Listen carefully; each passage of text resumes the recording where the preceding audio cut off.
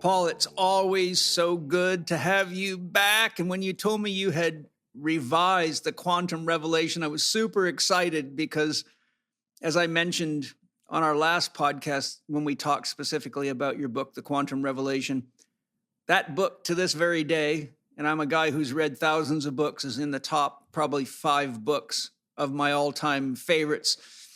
Maybe to start with, you can give us an overview of what you did to update it. I'm personally very fascinated to hear that. Well, on the first part is that I went through the whole book and I just spontaneously gave myself permission to add, little additions all throughout the book. And I kind of felt like I was adding these precious jewels to something. It was really cool. But then I did write a bunch of, new stuff. One on something, it's a major thing now in quantum physics called contextuality, quantum contextuality. And then I added, there's a section on the hidden treasure tradition. And in Tibetan, the word is Terma. And that's greatly expanded because, I presented at a conference in 2019 where it was the first time I really shared the idea that quantum physics is a modern day analog to a Terma. And that's such a profound idea. And I think it's 100% true. I have no doubt about it, that I really amplified and unfolded what that's all about.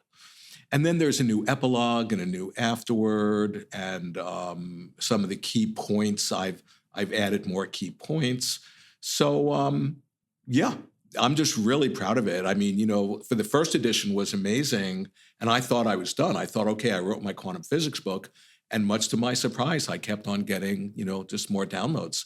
Yeah, so my next question was, what was the source of the updates? Was it coming from your inner practices, your meditations, your life experiences, study on current advances in quantum physics, or a mix of both? Yeah, it was all of those, I have, my very best friend is a quantum physicist. And so, we always just talk about quantum physics and share notes. And, that was incredibly helpful and very inspiring, but also just my own practice, my own meditation. I'm continually just, having more revelations and insights, and particularly how quantum physics, it's related, like the insights that are emerging from quantum physics are so related to what's happening in the world in a way that they can be unbelievably helpful and are offering us this incredible medicine for the madness and the darkness that's seemingly overtaken our world.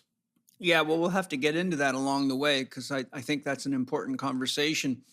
Maybe to begin with, we can start with the fact that quantum physics is being called the greatest discovery in all of history. There are mysteries discovered from the beginning of its inception over 100 years ago that perplex even the most genius scientists of this day. Paul, why do you feel quantum physics is the greatest discovery in history? After all, you wrote an entire book on these mysteries. Yeah. Well, the thing to point out is that, quantum physics, it's controversial. It's very controversial. Yeah. But it's not controversial as far as I know. I don't know one scientist who's not in agreement that it's the greatest discovery ever in all of history in the realm of science. Because basically, but I should point out the controversy is, what does it mean? Right. That's the controversy. And so, how it's the greatest discovery in all of history in the realm of science is that before quantum physics came on the path, physicists had a conception of the world they lived in and a conception of themselves. And they thought of the world as separate and objective.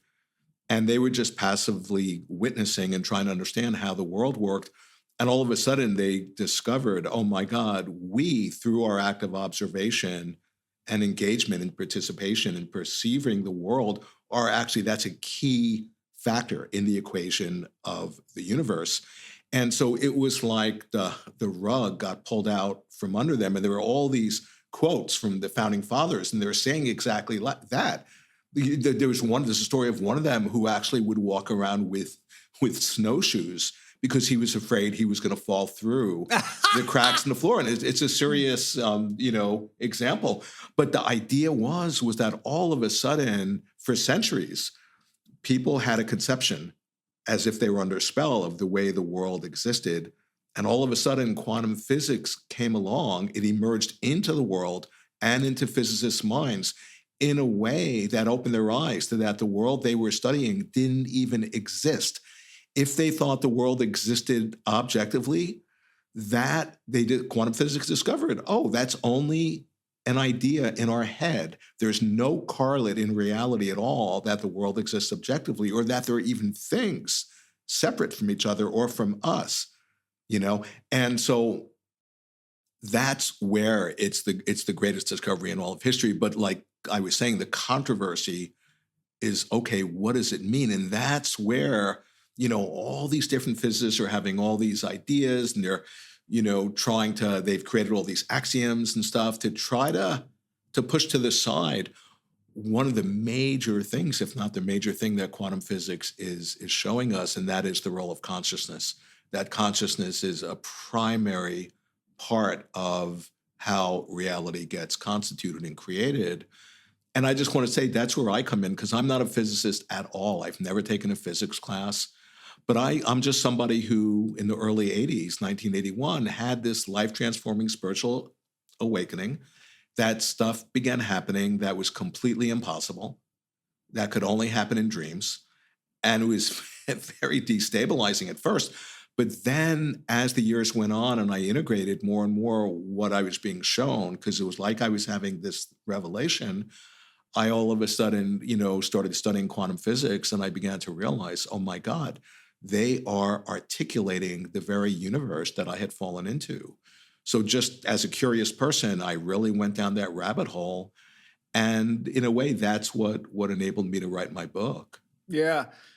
One of the biggest problems that I think quantum physics triggered is that the left brain dominant kind of classical mindset got just so blasted by the observer effect. And to this day, there's just a huge population of scientists that just do not want to accept the reality that quantum physics is showing, which is, if you have any bias whatsoever to the outcome of a scientific experiment, you've already affected the experiment. And so they just have a really hard time grappling with that. I remember one time, I'm paraphrasing, so it may not be exactly right, but someone was talking to Einstein about the discoveries of quantum physics. And he said, I want to believe the moon is there even when I'm not looking at it. Right. You know, and so that's kind of the paradox that it opens up. And there's many Zen koans and, you know, ancient scriptures that point right at these types of issues. You know, if a tree falls in the forest and there's no one there to hear it, does it make any sound? I'm still to this day amazed. There's still heavy debates on whether or not there's free will, and a lot of them coming from the quantum physics camp. Henry, I think it's Stapp. Yeah, Stapp. Yeah. I've got a whole book he wrote basically proving free will through quantum theorem. And Heisenberg, the famous Heisenberg quote, shut up and calculate, it was basically saying, don't worry about the mysteries of quantum physics, just use it to make money and make electric, you know, circuits and gadgets and phones, and who gives a fuck about the rest of it? So these are issues. And the other one is I've read many books with debates by quantum physicists and scientists as to whether or not we can actually apply the findings of quantum physics to the real world or to psychology. Some of them are quite criticismal toward people that think you can apply anything in quantum physics to psychology. And I'm like, well, how can you do that when it's talking about the fundamental nature of reality? Like, how do you exclude that from psychology? I mean, if there was no reality here, there'd be nothing to perceive anyhow. So that's sort of a moot point. People have a very, very hard time when any concept challenges the gestalt that they've been living in. You know, anytime someone, you know, for example, it's a big revelation when a Christian goes from the belief that God is out there somehow detached from us an old man in the sky to realizing that God's inside them, above them, below them, around them, and there's nowhere God can't be if God is God. That's quite a transition for somebody to make, and a lot of people never even get to that point. Well, it's interesting you say that, because, I mean, that's what we're dealing with in quantum physics, because there's like this, chasm. I mean, that's an understatement, between the world that we thought existed before quantum physics. And once quantum physics came in, it's so radical what it tapped into that people who study this stuff say it typically takes a number of centuries, not just a few years, to really even begin to integrate what quantum physicists are tapping into. Because what I'm pointing out, you see, one of the major things in quantum physics is they're saying, yeah, we still haven't found the central idea. And like you were saying, the typical classical, phrase of just shut up and calculate, because it helps us solve equations and create more efficient weapons of mass destruction. That's and more what it's used the most for. Yeah. No, it is. But yet so here are these physicists who are saying we haven't found the central idea of what quantum physics is about. And, they're saying it's like if you come across an automobile in the forest and you've never seen an automobile, and you turn on the turn signal or the windshield wipers. Well, yeah, that's all great, but you haven't figured out what's the main point of the automobile. That's what the founding fathers were saying, that we still haven't found out, and still to this day, the central point of quantum physics. And here I come along. I'm not a physicist at all, but I've been having this overwhelming experience for over 40 years of having the recognition that we're having a collectively shared dream. And I'm realizing, quantum physics, that's what it's revealing to us. It's literally showing us the dream-like nature of reality. And when people take that on board into their minds, it can change everything. Not only can it change a person's perspective, and their individual lives will be so much better, but when more and more, and it has to happen through individuals, when more and more people really become quantum physicized, so to speak, and connect with each other, I mean, that's evolutionary, and we can change the world for the better. And that's, that's what's being offered to us. We live in a world where stress is constant and distractions are endless. If you're like many of my clients, juggling family, career, training, and spiritual practice, you've probably felt the toll it takes on your clarity and vitality. You may even be someone that can't get through the day without drinking coffee, even when it's not making you feel better anymore. That's why I'm excited to share something that's become part of my daily ritual, Nandaka by Peak. Nandaka means the sword of wisdom. It isn't your typical energy booster or coffee substitute. Nandaka is a sacred blend of organically grown adaptogenic and nootropic botanicals designed not to mask your fatigue, but to nourish your nervous system, feed your brain, and support deep, sustainable energy from the inside out. That's what true vitality is all about. Unlike most mushroom products that are stuffed with mycelium grown on grain, Nandaka is made from 100% fruiting bodies. That's where the medicine lives. You get the full spectrum of benefits of lion mane for mental clarity and nerve regeneration, reishi and chaga for modulating stress and inflammation, and ceremonial cacao rich in anandamide, the bliss molecule, to uplift your mood and calm your system. Even the cacao butter serves a higher purpose, acting as a delivery mechanism to carry these nutrients deep into your brain. When I take Nandaka before podcasting, teaching, writing, or conducting a therapy session, I notice something profound. The energy is steady, the focus is clean, and my creativity flows without resistance. It supports the body, the mind, and the soul all at once. And here's the truth. If your brain and nervous system are overstimulated and undernourished, you'll always be inviting burnout.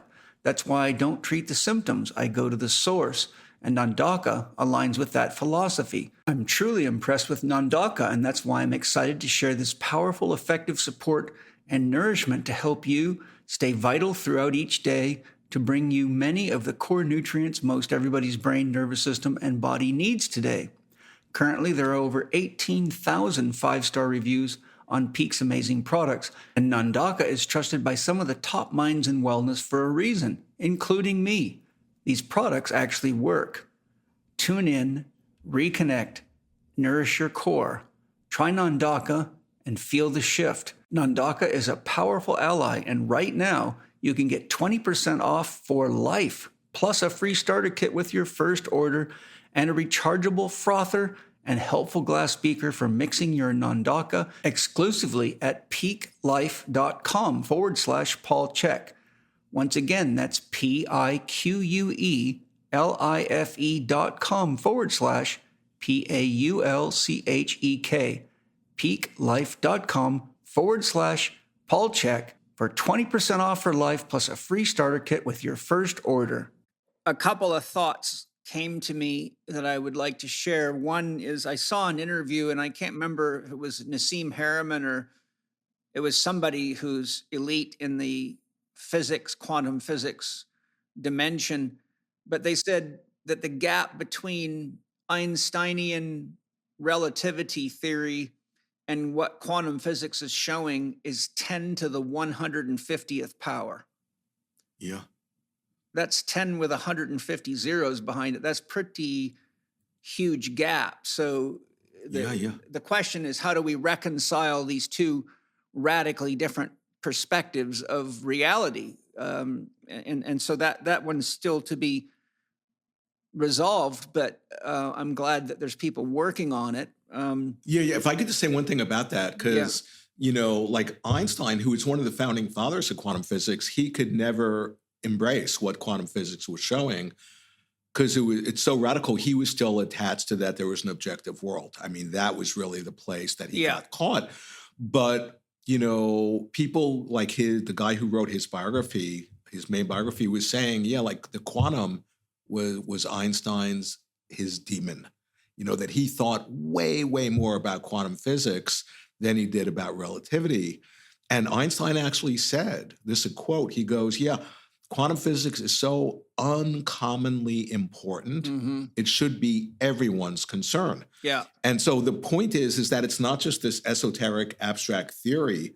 No, it's something that is like, I would say it's like, that it's impossible to find something in our world that's more important to understand than what quantum physics is showing us.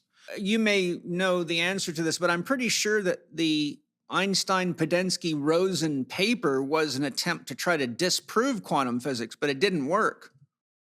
Yeah, well, the thing is, quantum physics has never been disproven. I mean, it's the most accurate theory science has ever come up with. And, to the point where, like, some of the greatest quantum physicists say, if you come across a theory that contradicts quantum physics, just throw it in the garbage. It's wrong. I mean, that's the level of, like, how physicists' minds were blown at what they tapped into. Because keep in mind that quantum physics has already changed the history of our species with all of the technology and with atomic, energy and lasers and computers and transistors and on and on and on. But all of the physicists are saying that's nothing. That's low-hanging fruit. Yeah. That quantum physics, its real effects are going to be in our minds, in our consciousness, how we think and how we think about thinking. So, we're at the very beginning of first taking in these revelations that quantum physics is freely offering us. I think, too, Steiner said the reason understanding spirituality is so important is that the spiritual realm is the realm of causation, that what we see in the classical realm is the effects of what's happening in the spiritual realm. In other words, this is the condensation. Matter and life as we know it is the condensation of what is actually a priori created in the spiritual dimension. So Steiner was teaching us that if we really want to work on changing the outcomes of our life or getting into a deeper understanding of why we're here, how everything gets created, we have to have a spiritual approach because that's where it's all coming from. So that would be David Bohm's implicate order. And the explicate order of Bohm would be the created world, anything that can weighed, measured, or identified as this or that. So what that leads me to is, have you studied Jean Gebser's structure of stages of consciousness at all? I actually have, but not for a number of years. Okay, so Yeah. Gebser's stages go archaic, magic, mythic, mental, rational, integral. And Gebser basically stated that we were coming into the integral level of consciousness now. But I love Gebser's model because it's very, very easy to see it at work in the world of working with patients and clients and looking at life itself. And the same with Arthur M. Young's model. I find that very, very effective as well. But the point I'm driving at is in Gebser's descriptions of what would happen when we came into the integral age, he described that it would be quite crazy making for anybody that wasn't ready for it. He said consciousness would become diaphanous or see-through. You'd be able to see through things. He said timelines would converge. You could be on multiple timelines at the same time. And for example, you might realize consciously that Paul Levy exists in more than one dimension simultaneously. And basically what he was saying is that what we call voyances or psi abilities would kind of become a normal way of living. And because of the nature of integral consciousness is that, it would be very hard to keep secrets because we would be much more capable of seeing through what's going on and making it harder to hide things. But if people aren't ready to confront, like I give you an example when people talk to me about should I do plant medicines? I get that a lot. I say, well, plant medicines are going to stop the ego from repressing your unconscious, and you're going to have your unconscious contents come up into consciousness quite strongly, which will include all your guilt and shame about this or that, all your past traumas. And if you go deep enough, you'll go into the collective unconscious and you'll have to confront the history and the memory of everything that's happened on the planet, which can be extremely destabilizing. So my point that I make to them is if you can't handle your life right now just with 5 senses, I recommend that before you take 5 grams of good mushrooms, that you practice managing your own mind, getting your life in order, and learn to deal with the basics of life. Because if you add much more depth and dimension and complexity than you have just from 5 senses, and you can't handle your 5 senses, then you're going to probably find yourself exactly like Gebser warned, kind of like, wow, I'm having many dreams that seem very real and I can't tell which one is actually real. Am I this person here or am I this person over here living on some other planet in some other star system? And I've had to deal with many people that have these exact problems. So my point is, I think at an unconscious level, a lot of people may be resisting the findings of quantum physics because it's like taking a big dose of psychedelics that says, hey, guess what? Watch your mind when you take 2 hits of LSD and you'll see it manifesting as fast as you can think. And you'll realize how much influence you're having on your inner self, your outer self, your relationships, and your environment. But the problem is once you have that experience, you realize you have to take responsibility for the powers of your own mind. And a lot of people aren't willing to do that. How much do you think of this kind of resistance to quantum physics is actually a conscious or unconscious unwillingness to accept the power that is inherently within each of us? Yeah, no, I think that's absolutely true. And, I point out in my book that the real edge that the physics community has with really accepting what quantum physics is offering is psychological, is psychiatric. It's within the psyche. Something is being touched in them that, and instead of, oh, let me put the light of my awareness on what's being touched in me, they unconsciously just, oh, let's create a new axiom or theorem so that, quantum physics is not really important in what it's showing us or whatever they do. But yeah, you see, that is such an interesting thing that quantum physics is, in a real essential way, it's showing us the incredible creative power that all of us possess by our nature via our own consciousness. And when that gets reflected to you, if you're not ready, I mean, of course, people, it's a great responsibility, but if you haven't done your inner work, because of course it's going to reflect back also the shadow part, because see, the thing about this gnosis that's being this quantum gnosis that's being offered to us, if it gets, in hands of people who don't have the best of intentions, that's really, very dangerous and scary.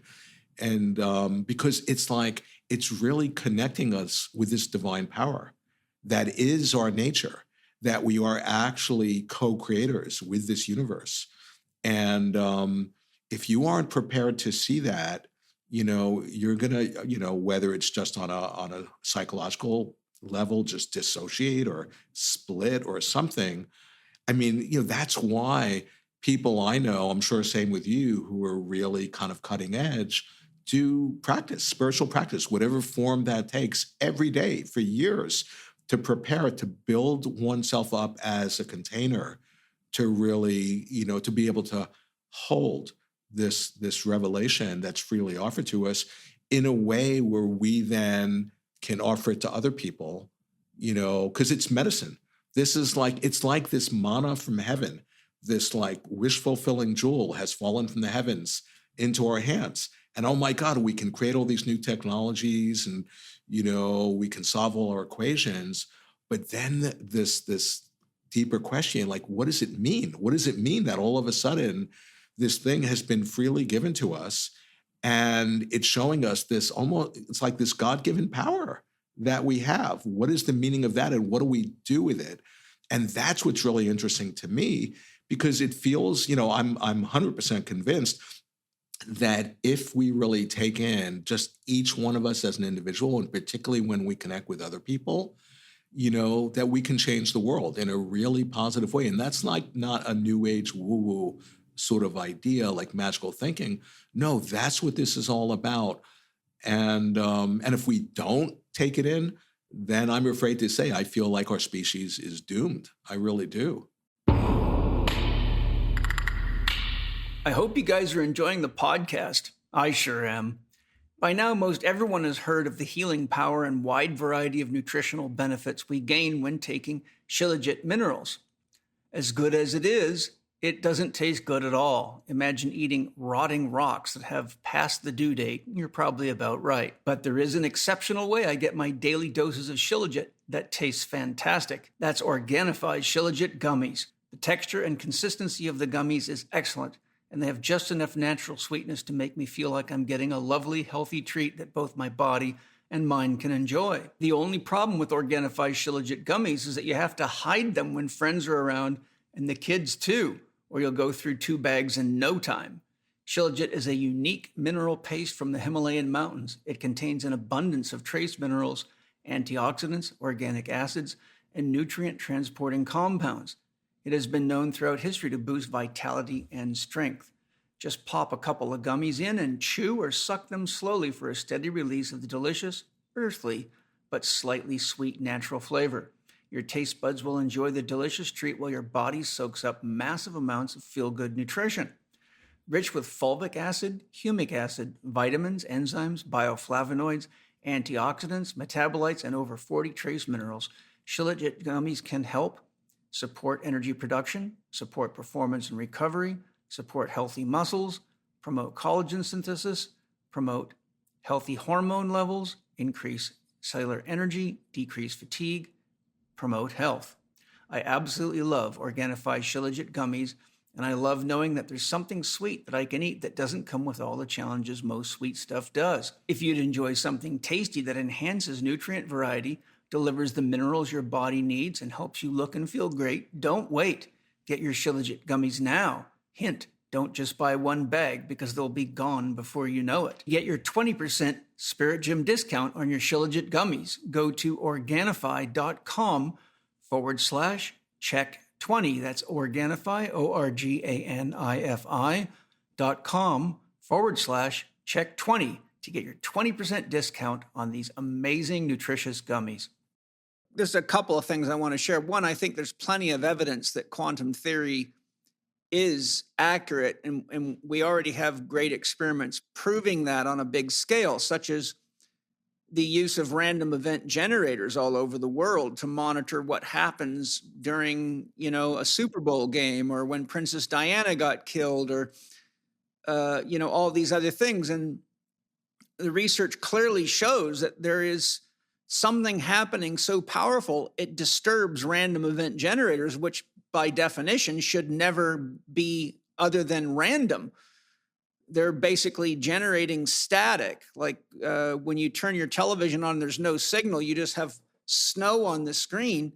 That's what a random event generator does. It's based on atomic decay.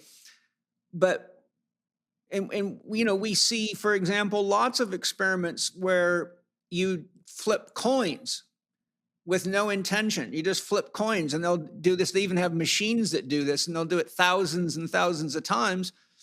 And the probability, the outcome of heads versus tails always turns out to be very close to 50% or 50%. But then they say, okay, now we want you to hold the intention to get his heads as often as possible. And very significant results happen, and that even the machines that are supposed to be just random flipping will start getting statistically significant changes in the outcomes. And so it shows you that our mind is actually influencing matter, and it's influencing random event generators. And that's really, very in line with the observer effect in quantum physics, is saying, whatever your intention is going to collapse the wave function and produce an increased probability of something of that happening. Right. But I want to point out something, and what you're saying is right on, but it's not, I wouldn't say it in the way of, that the mind is influencing, matter, because that's sort of the subtext, is that there are two separate things that are interacting.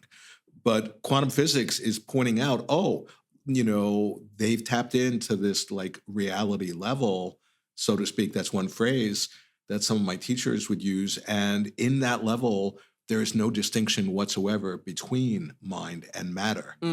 So in the quantum realm, that's one of the things, that's why I point out, it's showing us the dreamlike nature. Because think about a dream. You're in a dream and you're on a world, say you're on planet Earth and we're having this conversation, and it all seems real and solid and objective, and, you're separate out there than me. But yet, this dream we're having that I just described is not separate from the mind, from the psyche that's dreaming it, right? The seemingly total opposites of matter and spirit are actually, indistinguishable at their quantum level. And so one can't really say, the mind is influencing matter or the matter is influencing mind. It's this reciprocal thing where they're actually ultimately not separate. And that's, in a way, when you really amplify that, that's what quantum physics is showing us.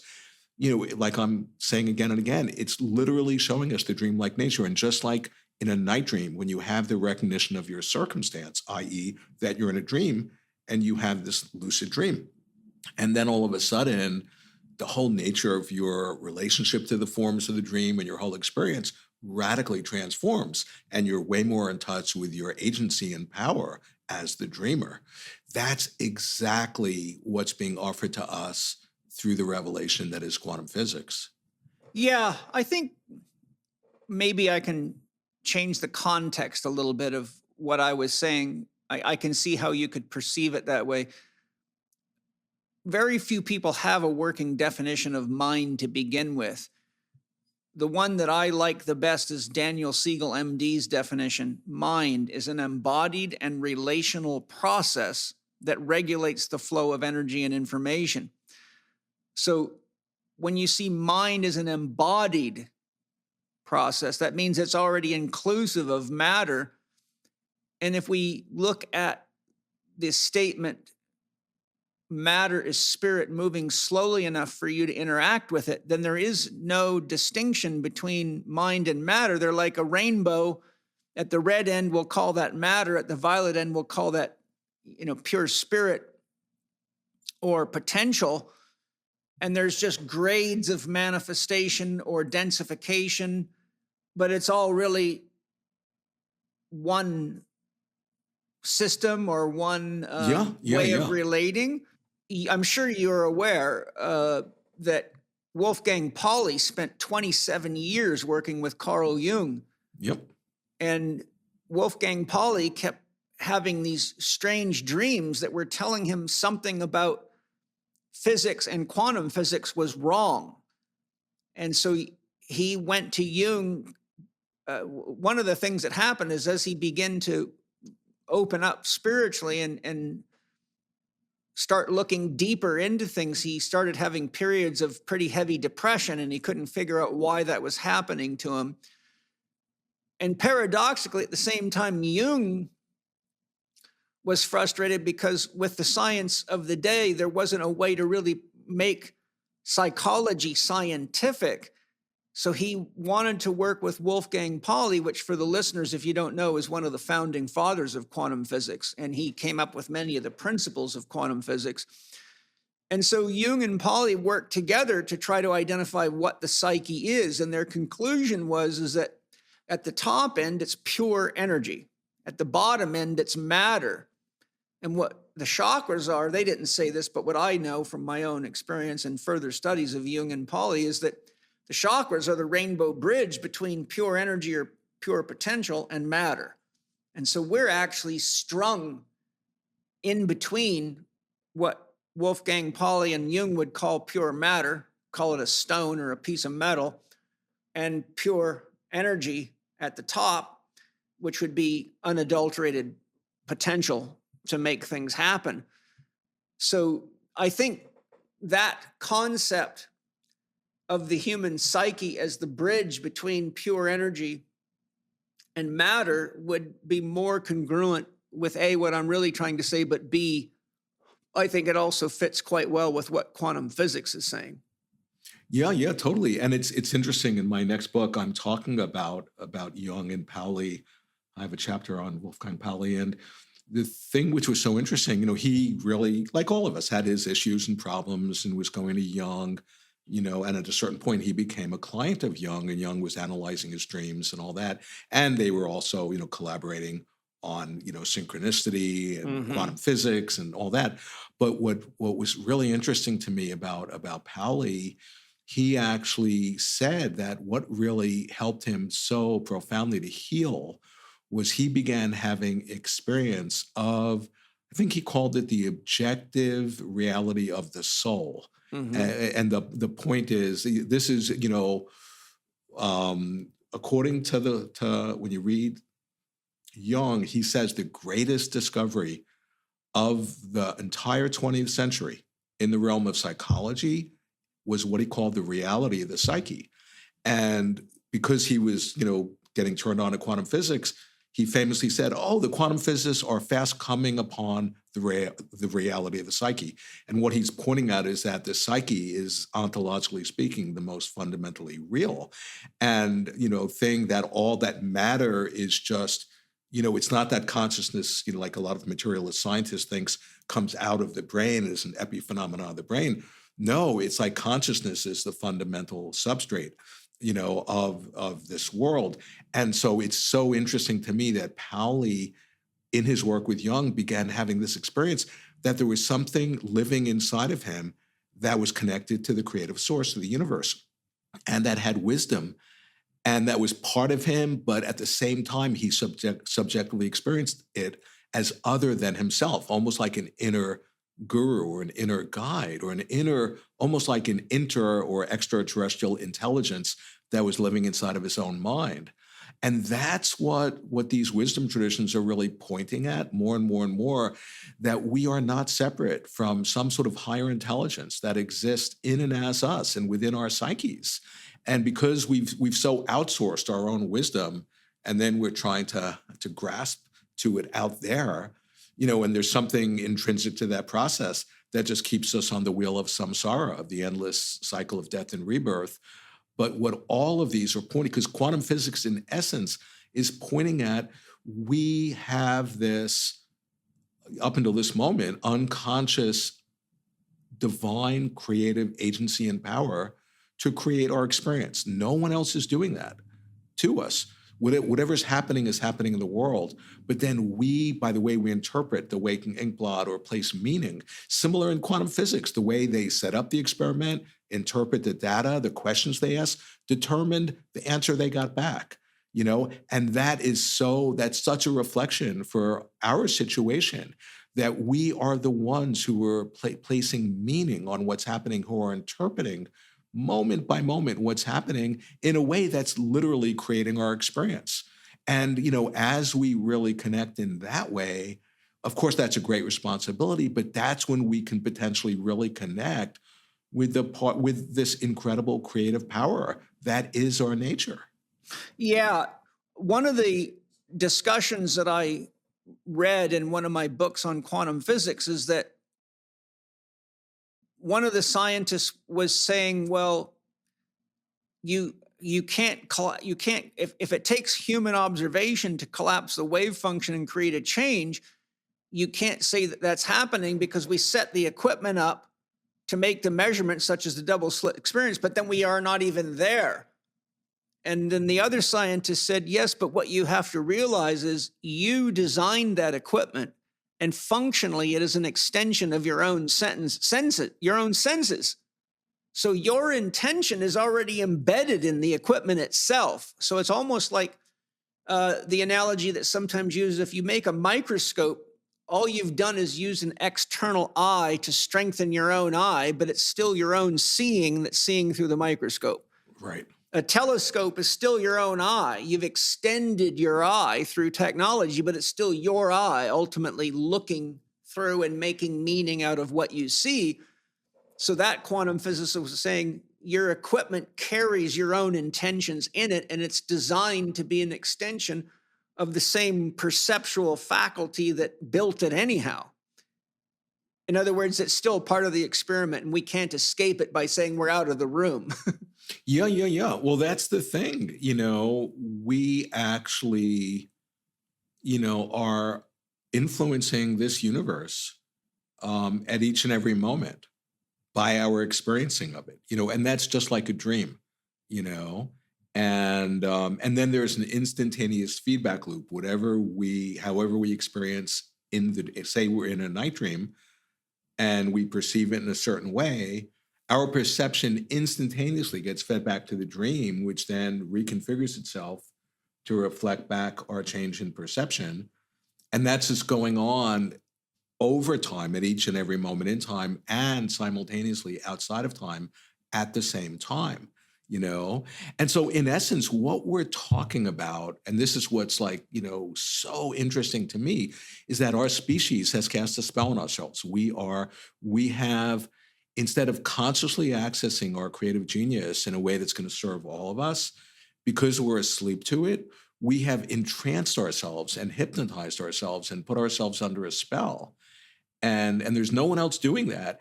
And so that, in essence, there are times I'll think that's really, because in quantum physics, they'll say it's really even more important finding the right question than finding the right answer. Yeah. And I think that's one of the most important questions, is how do we break the spell that our species is under?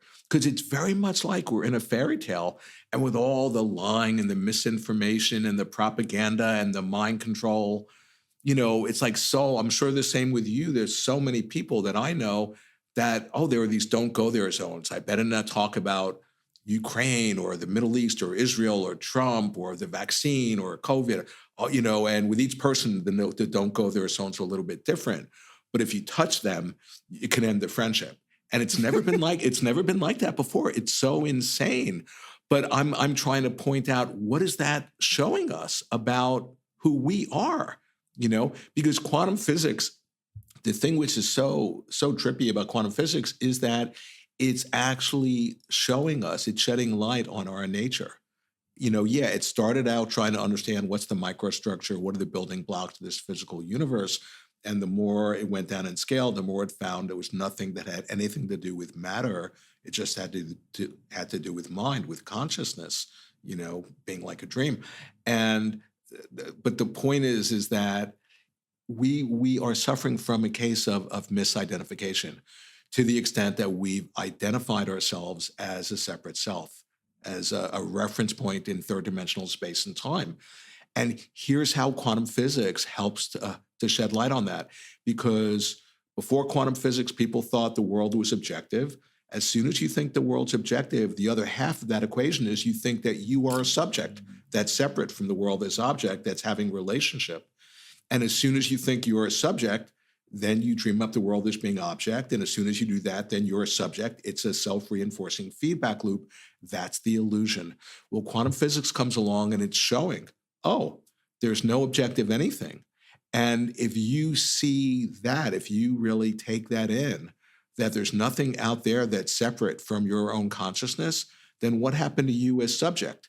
Because if I'm a subject, I have to have an object to be in relationship to in order to be a subject. But if there's no object, who am I? That's where quantum physics has unwittingly, it's promoting itself to become a spiritual path. It's actually shedding light on our nature. If you have listened to even one episode of Paul's podcast before, then you will know that he is passionate, and some would say even fanatical, about the quality of the food he eats and where it is sourced from. That is why the Chek household only eats pasture-raised meat, wild-caught fish, and organic produce. And that is why we subscribe to Wild Pasture's meat delivery service. Each month, Wild Pastures delivers a box of meat that has been raised by family farmers in the USA using regenerative farming practices. 100% grass-fed and finished beef, pasture-raised chicken, and pasture-raised pork, as well as wild-caught seafood.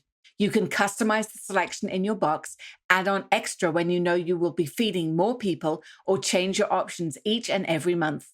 You might be thinking that this will be too expensive for you, but Wild Pasture's mission is to offer the highest quality meat at the lowest prices because they want to transform the meat industry. And that means that more people need to be able to choose meat that is raised right. Their pasture-raised animals are part of a natural ecosystem. Their farmers use rotational grazing, practices that mimic nature, and so do not need to use synthetic fertilizers, pesticides, herbicides, hormones, or antibiotics. This beautiful process doesn't require the external resources, such as massive amounts of GMO grain, required with environmentally depleting conventional methods.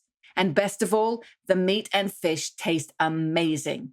And for Paul's listeners, Wild Pastures are offering you 20% off your subscription for life, $15 off your first order, and free shipping. Seriously, you can't find a better deal for top quality pasture-raised meat. Go to wildpastures.com/Paul Chek. You don't need a promo code. Just visit wildpastures.com/Paul Chek and start choosing the goodies you will have delivered to you in your first box. Personally, what I would love to see, and I'm sure you would too, I think it would be great to have meditation halls where we take the key findings of quantum physics, and just like you have the 10 commandments of Christianity or the principles of any given science or yoga or whatever, we put these precepts or principles on the wall and we go there and we just sit there and meditate on them with the intention of help me understand this, right? Because then we could do what the Gnostics do and sit around the fire and say, okay, we meditated on the uncertainty principle. What did you come to, Paul? What did you come to, Paul Chek? What did you come to, Bob, Sally, Jean, Jack, Joe?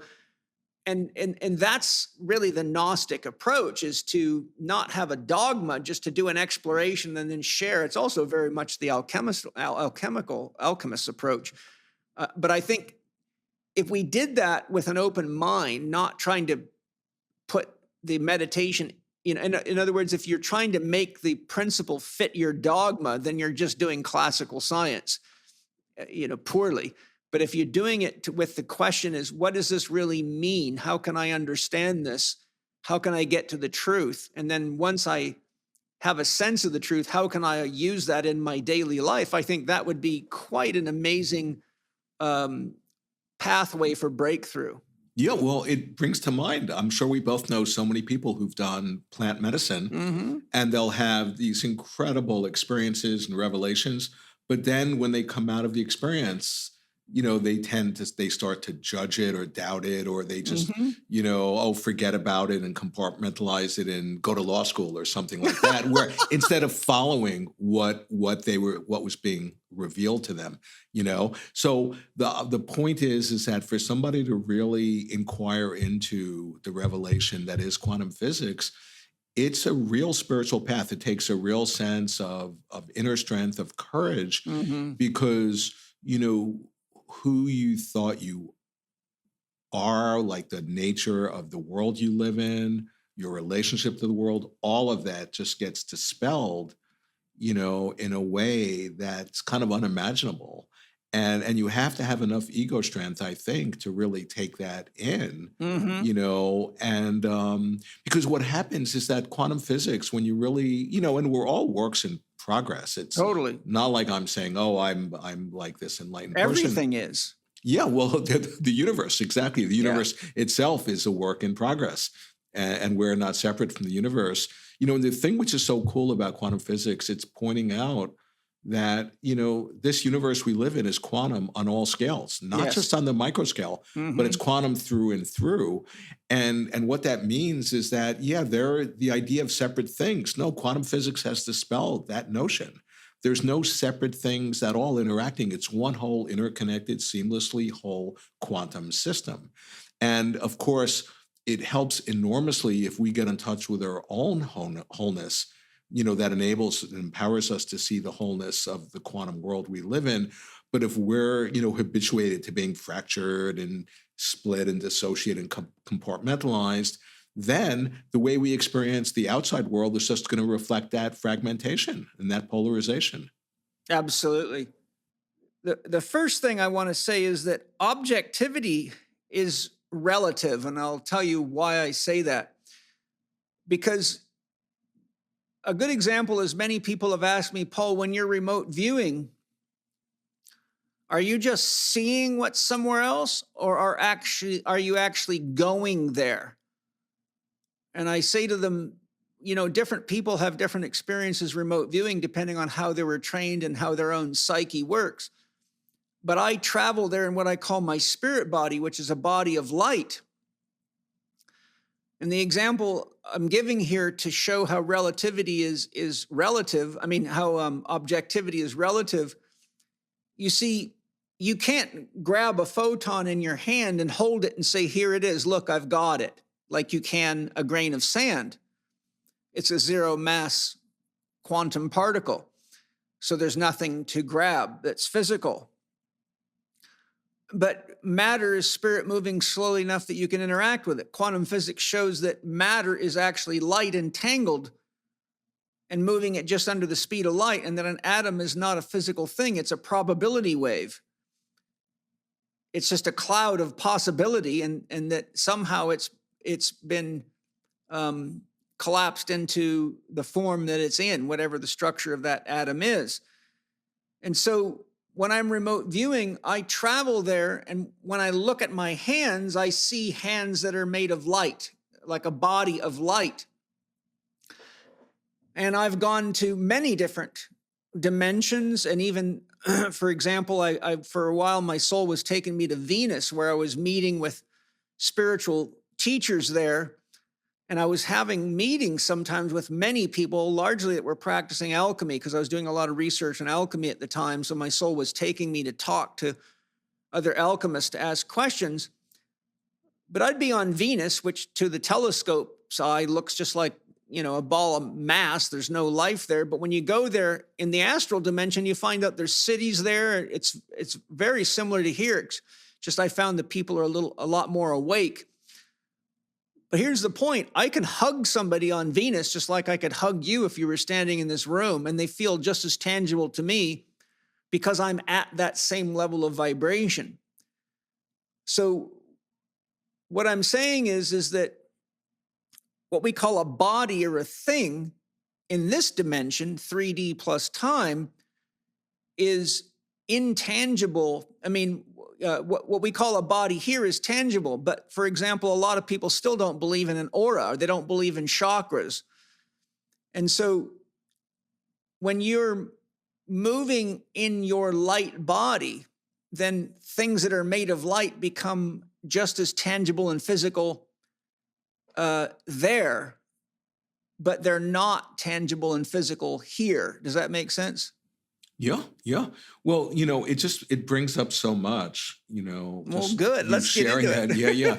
Well, I mean, one of the things it brings up is that, the idea that this universe is made of light, of crystallized light, for example, some of the greatest quantum physicists around are saying that the greatest, if you want to essentialize what has been absolutely empirically proven beyond a shadow of a doubt from quantum physics, and some of these physicists are saying this is the takeaway from the 20th century, is that quantum physics has proven this universe is malleable.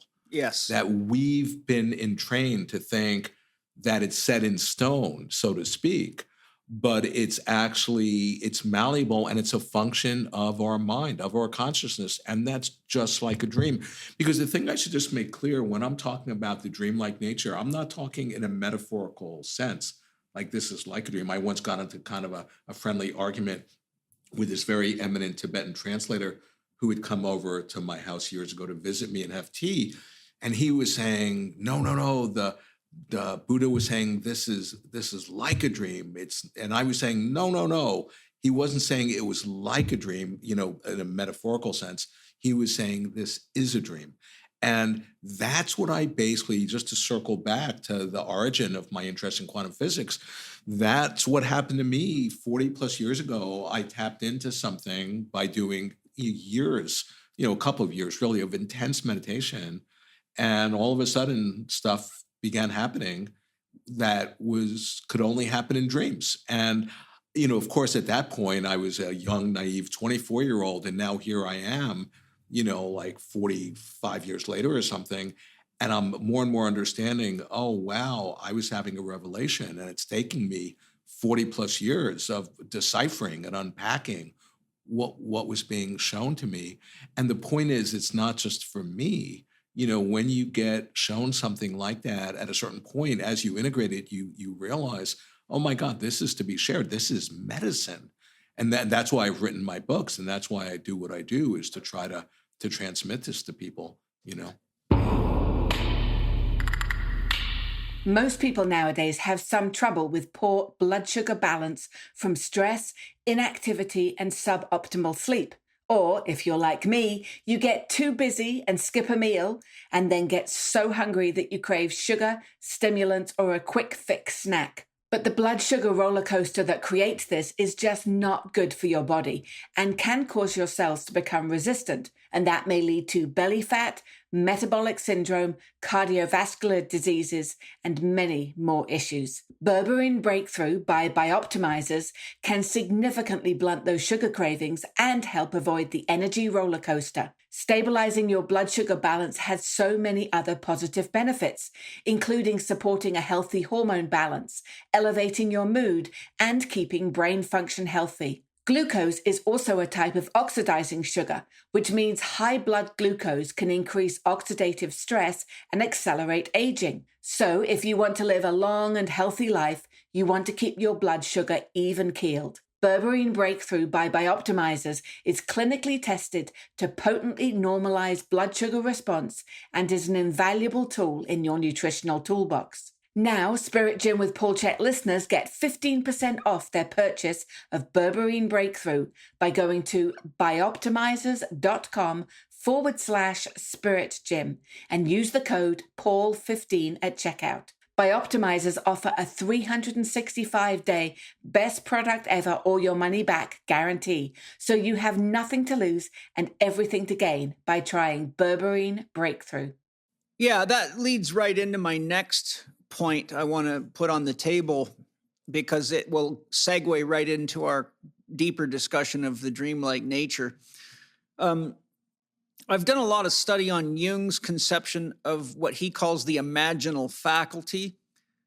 And I've studied Henry Corbin's writings on it. I've studied Ibn al-Arabi's writings on it. I've studied Shirawardi. I never know how to pronounce his last name. And many of the mystics are all facing the same kind of revelation. I mean, Giordano Bruno, for example, had deep revelations that challenged the church so much. I'm sure do you know about Giordano Bruno?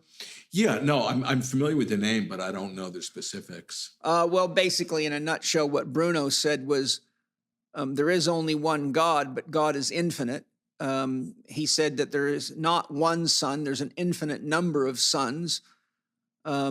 Basically, he said that what we think of as God is unbounded. It goes forever. There is no end to it. And that the concept of the earth being the center of the universe is wrong. The concept of the sun being the kind of isolated sun or any star system being isolated is wrong. And this is like 1500, early 1500s. So basically what happened is the Christian church got wind of this. They didn't like people thinking that way. So they hunted him down. They put him in prison and they tortured him every day for 7 years and said, we will let you go if you recant, stop teaching that and become a Christian. And he refused to do it.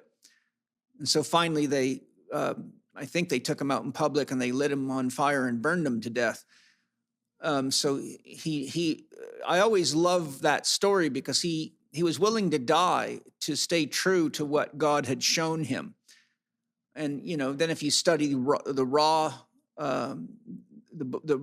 books, it's very in line with what Ra said. And it's very in line with what I've experienced through my own spiritual practices. But where I'm going with this is that what Jung said, what Corbin said, what Ibn al-Arabi said, and other authors that have explored this is that the imaginal faculty is actually the only basis that we have for perceiving anything, and that there is no reality outside of your imaginal faculty. In other words, the imaginal faculty is the faculty of perception, and that if you are dreaming and you're having a lucid dream, you're having an experience, and that experience is coming by way of the psyche, the perceptual faculty, or the imaginal faculty, and there's nothing more real than that. So one of the reasons this becomes important is because there's a huge number of people out there, including people like my mother, that don't believe you can have any kind of a spiritual experience using any kind of plant medicine or drug. But the reality of it is that whatever you're perceiving is as real as it gets. Like right now, I perceive you on the screen. So to doubt that, I would have to doubt a lot of things, including technology. I'm perceiving that I'm talking to a microphone right now. So if I doubted that, then I would probably not have a lot of confidence that I was able to record a podcast. I've had a lot of dreams that were vivid and profound, and using my skills in dream analysis or talking to my soul, I came to realize what the dream was telling me, and it's inevitably turns out to be as real or as true can be. The point that I'm driving at to take us into this dreamlike nature is that there's two kinds of dreams. There's the kinds of dreams that you're not awake in. We have them all the time. We don't remember them. So for all intensive purposes, they may or may not have happened, because if you have no recall, you don't know it was there. But when you look at dream research and you look at sleep studies where they hook people up to electroencephalograms, you can see that they're dreaming all night, but they wake up in the morning, you question them, they have no recollection whatsoever that they were dreaming. And it's obvious from the electroencephalograms and the advanced technology we now have with AI and brain science that they are dreaming. So the point is, if you wake up to the dreaming, and as you know, there's entire dream yoga practices. It's like a whole field. I believe it's based in Buddhism, but I've got entire books on it. Fred Allen Wolf talks about it a lot. But I've worked with my dreams quite a lot. And I found that when I wake up in a dream, the first thing I got to do is say to yourself, Paul, you're dreaming right now. And then what I've got to do is hold the dream state, because if you say you're dreaming and you just discard it as a dream, then you're out of the dream. But when I wake up in a dream and say, okay, this big snake is trying to eat me, I can actually change the dream by being conscious of the dream. I can tame the snake. I can sing it a song. I can put my intention into it. I remember I was doing a series of alchemical meditations. I'm trying to remember the author. You'd love this guy's work too. It's really Stephen Rosen. Don't know. Oh yeah, his book on alchemy is really fucking deep and profound. I'll dig it out of my library when I get a chance to send you the title. I don't have the exact title right off the top of my head. I would love that. Yeah. I studied it very deeply, and this guy's a really sharp guy on many fields. But anyhow, he gives a series of alchemical meditations, and I was sitting in a sauna in Alaska on vacation several years ago now, and I was deep into meditation, and it was a lucid dream state that I was in. I was actually in so deep I forgot I was in a very hot sauna meditating. I was in that damn thing for about an hour. I probably lost about 15 pounds of sweat. But in the meditation, interestingly, what he was asking us to do through a series of meditations is look at what's looking through your eyes. Listen for who it is or what it is that's listening through your ears. Yeah. You know, and so I went into meditation, and as I always do, I said to my soul, guide us behind what we see with our eyes to what's really seeing. And all of a sudden, I found myself walking in a jungle. It looked like I was on Earth, but I could have been anywhere. I don't know. But I realized that I was in a dream state, and I thought, oh, this is cool. Let me just see what's here. So I'm walking through this dense jungle, and I remember parting some bushes, and then there was like a dead log with moss growing on it. And as I climbed over the log, coming right at me was a massive, I mean, as big as a school bus, black snake with red eyes. And I mean, this thing was like 30, 40 feet long, and, you know, the size of the fuselage of a 737 jet. And my first reaction was, oh my God. And it was coming right at me like it was going to eat me. And I said to my soul, what do I do? And my soul said, let it eat you. I said, are you sure? My soul said, let it eat you. And so I did. And as soon as it ate me, my spirit body just floated right up through the body of the snake. And my soul said, see, you can't be killed. That's the lesson. But the point is that had I not been lucid in the dream, I either would have ran like hell from the snake, or the snake would have ate me, and I would have believed I was going to die, and I probably would have reacted as though I was dying. Right. And I would have had a stress reaction parallel to dying in a dream, which could be, you know, heart racing, sweating. Right. But my soul said that the lesson that you're getting from this is that you are actually pure energy, consciousness, and neither of those can die. And what's behind you looking through your eyes is that which is looking through all eyes, that which is listening through all ears, that is what is feeling through all senses, which is what you call God, or consciousness itself, for lack of a better term. And so how I'm trying to frame this is that many people would say, oh, Paul, that's not real. And I will say, okay, well, then how do you explain the fact that realization changes the way I see myself, the way I see my life, the way I live my relationships?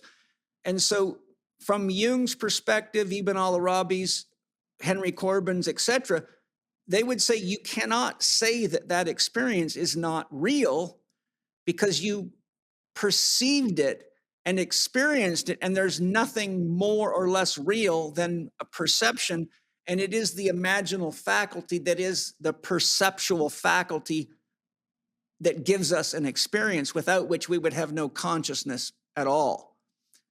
So I'm kind of framing that with that context. You talk about quantum physics as revealing the dream-like nature, and I'm sharing here that my spiritual practices and plant medicine experiences have revealed that.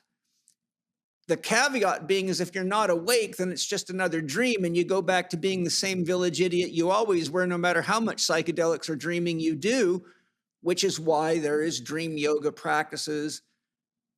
And having studied many mystics, I can tell you two right off the top of my head that stated clear as a bell that life is a dream. The universe is a dream. It's God's dream. And that was Yogananda and Vivekananda. And I've probably got at least 6 others in my library that have said the same thing. Some of the key authors of Tantra say that. So with what I've just shared, Paul, could you go a bit deeper into what you're specifically trying to convey when you say that quantum physics implies that we're really living in a dreamlike nature, if I'm using the right words? Yeah. No, for sure. Well, one way just to, because I just want to circle back to something, the creative imagination. I mean, I know Jung and Corbin and Ibn Arabi, and they're, so well, and they're, I know in Jung, he talks about that the creative imagination is the primordial experience. Mm-hmm. It's what's via our imagination, we're creating our experience. And if somebody has an experience of, like, say, this inner experience in their psyche, if Jung were here, he would say, well, the test of if it's real is, does it work? Does it have an effect? Yeah. And if you have a particular psychic experience and it changes your whole life, your whole perspective, well, and to then somebody to argue, oh, that wasn't really real, I mean, it's really interesting because there are people who they'll have a disease. There's a patient of Jung, he talks about, who had this imaginary cancer. He knew he didn't have a physical cancer, but he just was completely afraid and terrified at that he couldn't get rid of the idea that he had an imaginal cancer. And, and I actually go into this in the next book I'm writing, but the thing which is interesting to me is that, say if somebody came to him and said, oh, what about if you do the visualization that your imaginary cancer just gets dissolved by, like, light from, imagine, a deity, and then somebody does that and they get healed. If that person does that and they get healed from that visualization, from that imagination, and if somebody says, well, but that was just imagination that healed them. And I would say, yeah, and it was imagination that created the cancer too. Right. It's, it's our experience. That's what I was meaning when I'm saying we are creating our experience via our creative imagination, via our psyche. Now, one really powerful way of understanding when I talk about the dreamlike nature. So if we can imagine, here we're talking about the creative imagination, imagine we're in a dream. And imagine in that dream, you're having whatever perspective you're having. Say, for example, that in the dream that you're having right now, you're imagining that this world exists objectively, separate from you. Well, being a dream is nothing other than a reflection of your own mind, right? So if you hold the viewpoint that this dream world you're in is objective, then being a projection of the mind, it has no choice but to shapeshift and reflect back, giving you all the evidence confirming the seeming objective truth of your viewpoint. So now you have confirmation, that the dream, that the universe I'm in is objective, because that's the way it's manifesting, which makes me even more fixed in my perspective that I'm right, it is objective. And the more you see that, the more the dream just gives you the evidence confirming your viewpoint ad infinitum. And what I'm describing, that's a feedback loop, a self-reinforcing feedback loop whose origin is within our own minds. And what we've done, we've hypnotized ourselves. We've literally put ourselves under a spell. That's the mind virus. I've written 3 books about this mind virus, the Wetiko mind virus. And that's the affliction, that our species is suffering from, that we've literally entranced ourselves. There's no black magician out there who's done that, has put us under a spell. No, we are colluding in our own victimization. By the sense we're not fully consciously accessing our creative genius and expressing it constructively, it's as if powers outside of ourselves that are ultimately none other than our own energy co-opt our unconscious creative energies and turn it against us in a way that's just killing us. And that's the nature of our situation as humanity right now. And so what I'm pointing out is that any one of us really recognizing the dreamlike nature, and that's not hard to do. I should point out it's actually easier to awaken right now than it's ever been because of the increased pressure in the alchemical vessel of our psyche, right? If you're able to hold that incredible creative tension without splitting, out of that, according to Jung, and this is just his phrase, but I think we've all had experiences, he calls it the transcendent function or the reconciling symbol. The idea is out of that, feeling bound and feeling on the cross and all that, if we actually hold that experience with integrity without prematurely disassociating and identifying with one of the opposites and projecting out the other, but hold that experience that's very painful. But out of that experience comes this grace. Think about what happened with Christ. Symbolically on the cross, that's Jung again and again points out that was symbolic. Jung or Christ on the cross was symbolic of consciously holding the tension of the opposites. Yes, exactly. But then what happened? Then he attained the resurrected body through that portal, but yet he had to go to the 3-day descent into the underworld, into the hell realm. And in other words, and that's where he was like symbolically reflecting what all of us are being called to do. Mm-hmm. Yeah. But when we're talking about the dreamlike nature and the mind, there's a lot of examples. I've interviewed Rachel Epstein, who's the wife of the late Gerald Epstein, MD, who was a doctor that did a lot of work with cancer patients and very ill people, who used imagery and art. And so, for example, if somebody had a heart disease, he might have them find a picture of a healthy heart or something that symbolized the healthy heart and visualize that as your own heart and things like that. And they had very powerful healing effects. And there's even good research on that. And so my podcast with Rachel Epstein, she shared several healing visualizations. So here what we're doing is we're taking in or generating an image and allowing that image to permeate us. And that image is having healing effects on us. So that's one way we can see how the imaginal faculty, the mind, or the dreamlike nature actually does change us at a tangible physiological level. The other one that I want to share with you is I fairly recently interviewed a lady named Nancy Mellon, who wrote one of the best books in my library called Body Eloquence. She's a Steiner teacher. She may be a Jungian psychologist. I know she studied Jung quite a lot. She's an art therapist, and she's a professional storyteller. And her book, Body Eloquence, is excellent because what it does is it gives you the mythology of each of the glands and the organs and parts of the body and shows you how to look. So, for example, if someone's got a liver problem or a kidney problem or a lung problem, they can look into the myth that's linked to that part of the body and see how that myth is playing itself out in their life. And I've been using this book since it came out in about 2008 with patients, and it's never been wrong. Like I've always been able, whatever the myth she said was associated with any given illness, I could find clear evidence of the struggle that the myth represented in that person's life. So I've used this book over and over and over again. And I recently had a podcast with Latao Wang, who's a mythologist and expert in tarot and is an astrologer. And we brought two live clients on, two patients on with chronic health problems. And we identified what their birth myth was based on mythology and their astrology.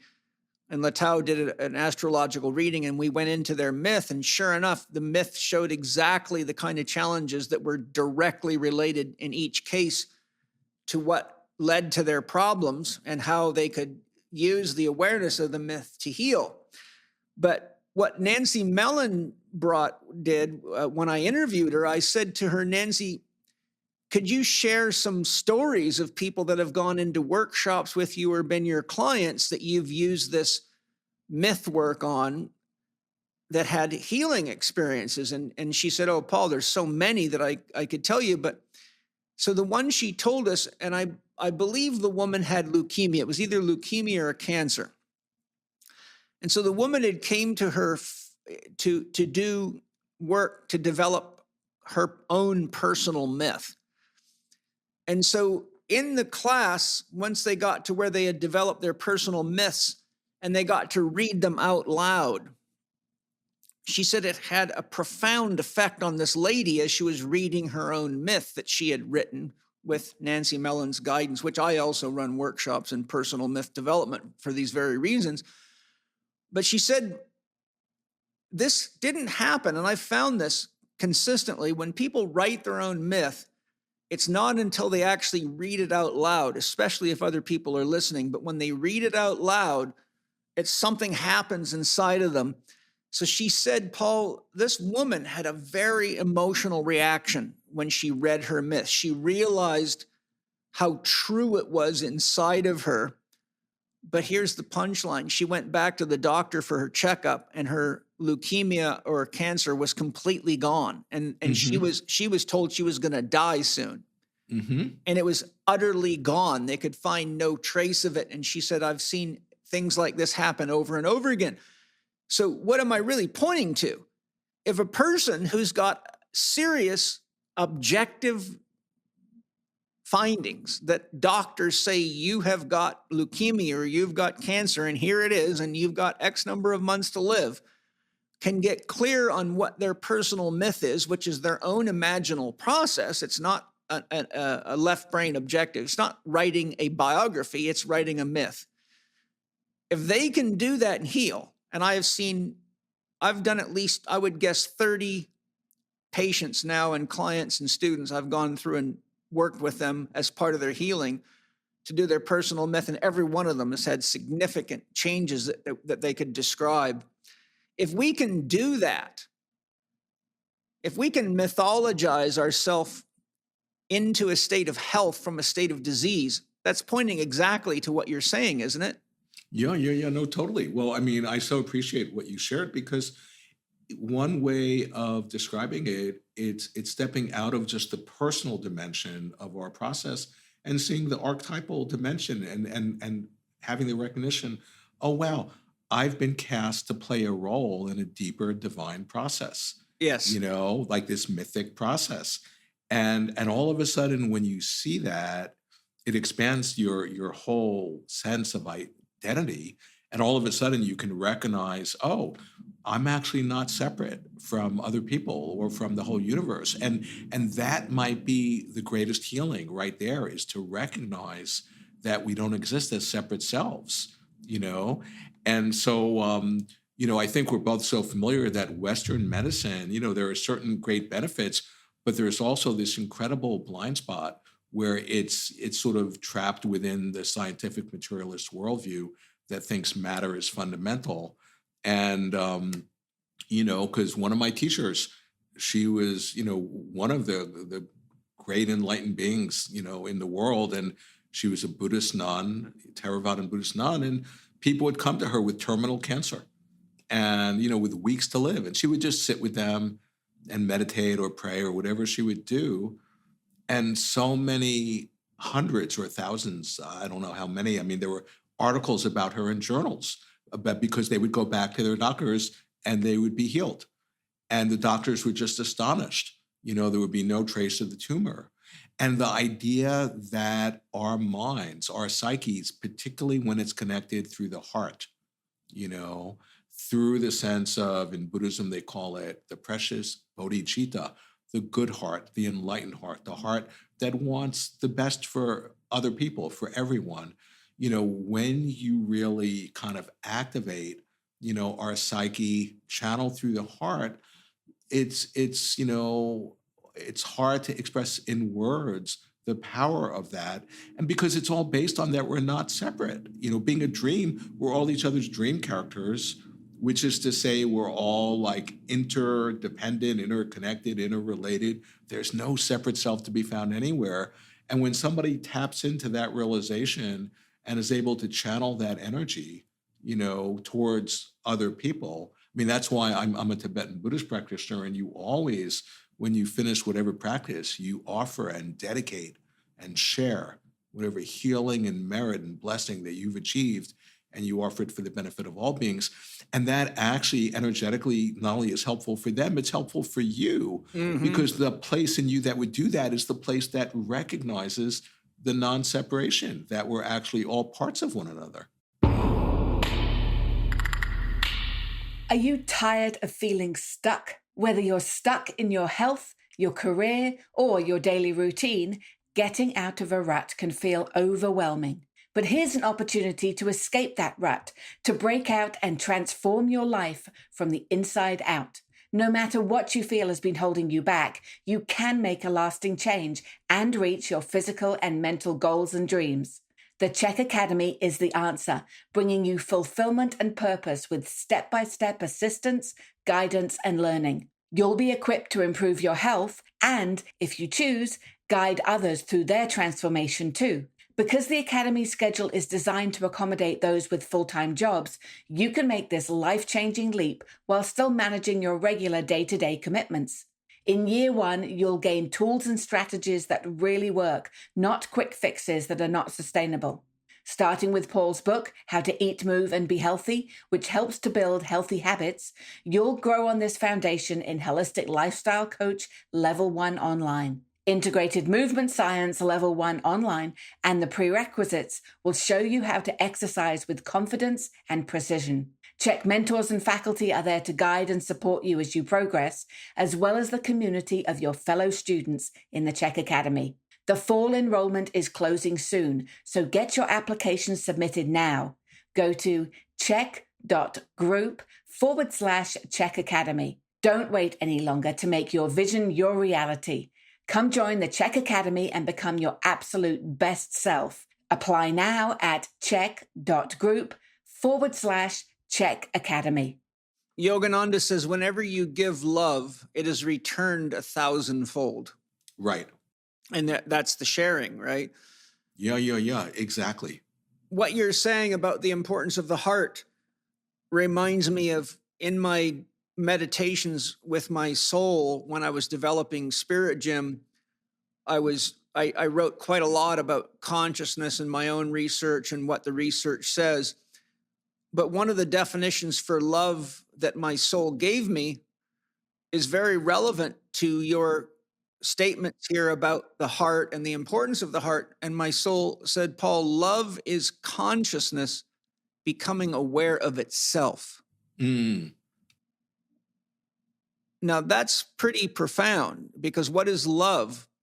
I define love as the flow of energy and information through empathic and compassionate connection to self and or other. When we're being loved, we can feel it. There's a flow of energy.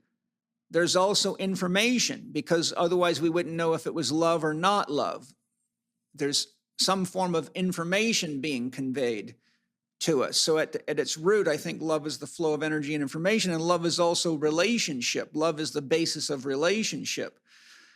So I think the reason that it's so important to connect to the heart is because when we're connected to the heart and the intention is to love, whether it be to love self or love other or love all, we're in the place of openness and receptivity in which consciousness can become aware of itself.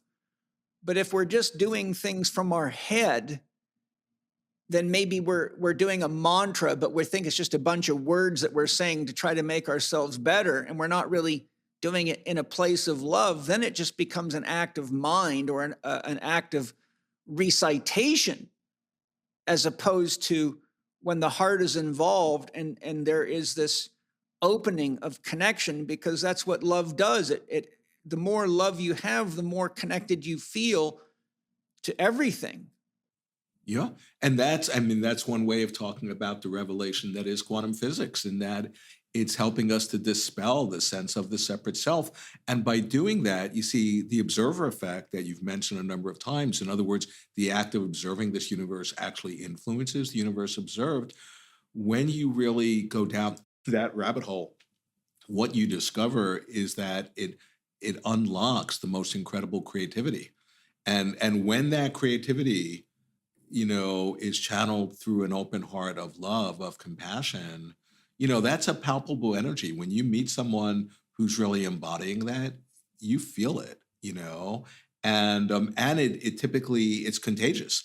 It brings up, it activates that same energy inside of you, that then what do you want to do with it but share it with other people, because it's been so profoundly healing for you. And so isn't it interesting that here's the hardest core science, quantum physics, and we're talking about something like love, Yes. And because it really is tapping into our nature, who we are, it's unlocking our creativity, it's showing us the dreamlike nature.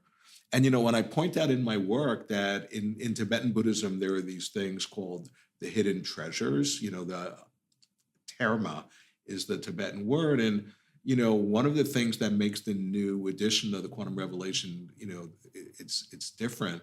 There are a lot of things I've added to it, but one of the major things is I've really unfolded this idea of Terma, that, and the idea is it's not just in Tibetan Buddhism. I mean, it's really, nuanced and articulated very much in that tradition, but every spiritual tradition that I know of has the conception that there are these hidden treasures hidden within the multidimensional fabric of the universe, and including within our minds, right? Mm-hmm. And so all of a sudden, say you're in a night dream and you're walking around in the night dream, you're having whatever experiences, but you don't know you're dreaming. And then something will happen, and that'll be like this stimulator. I call it like this lucidity stimulator.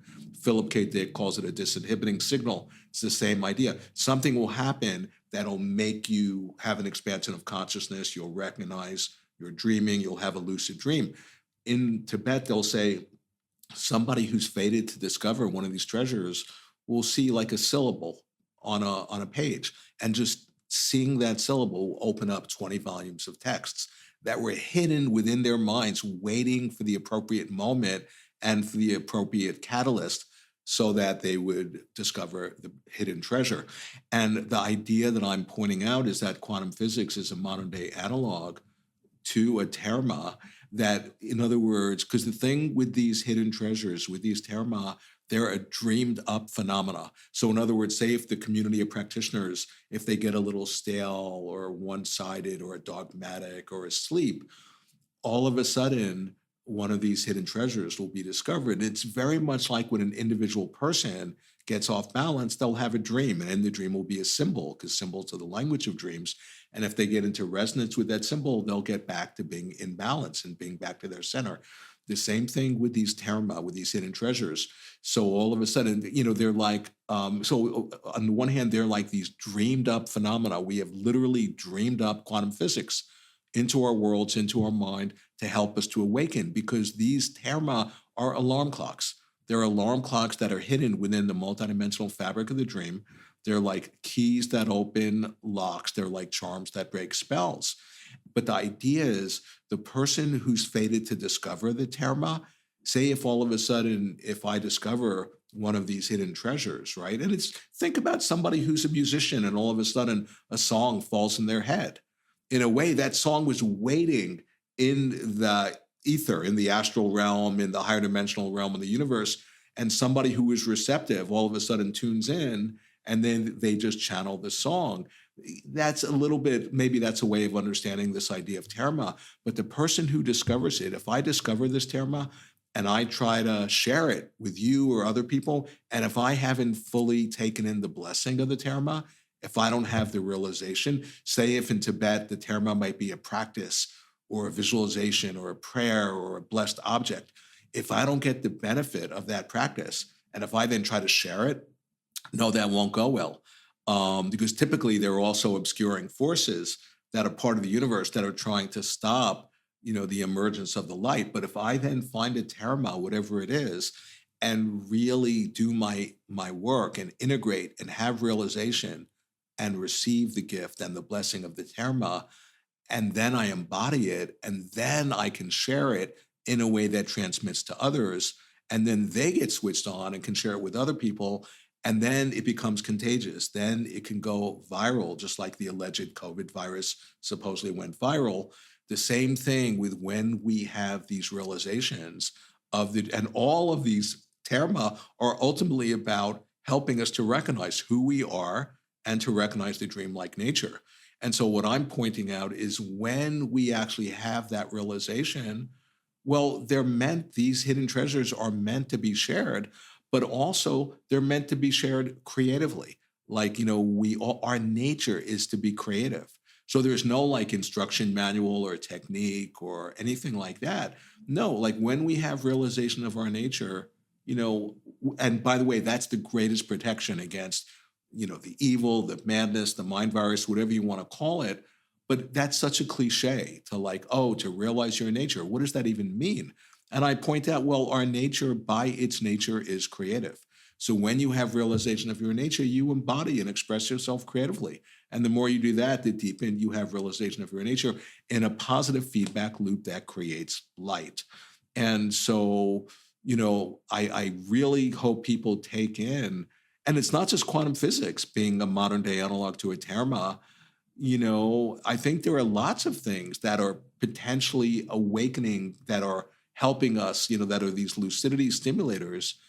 And, there's a Terma in Tibetan Buddhism, and I've essentialized the teaching into 4 words. And the words are as viewed, so appears.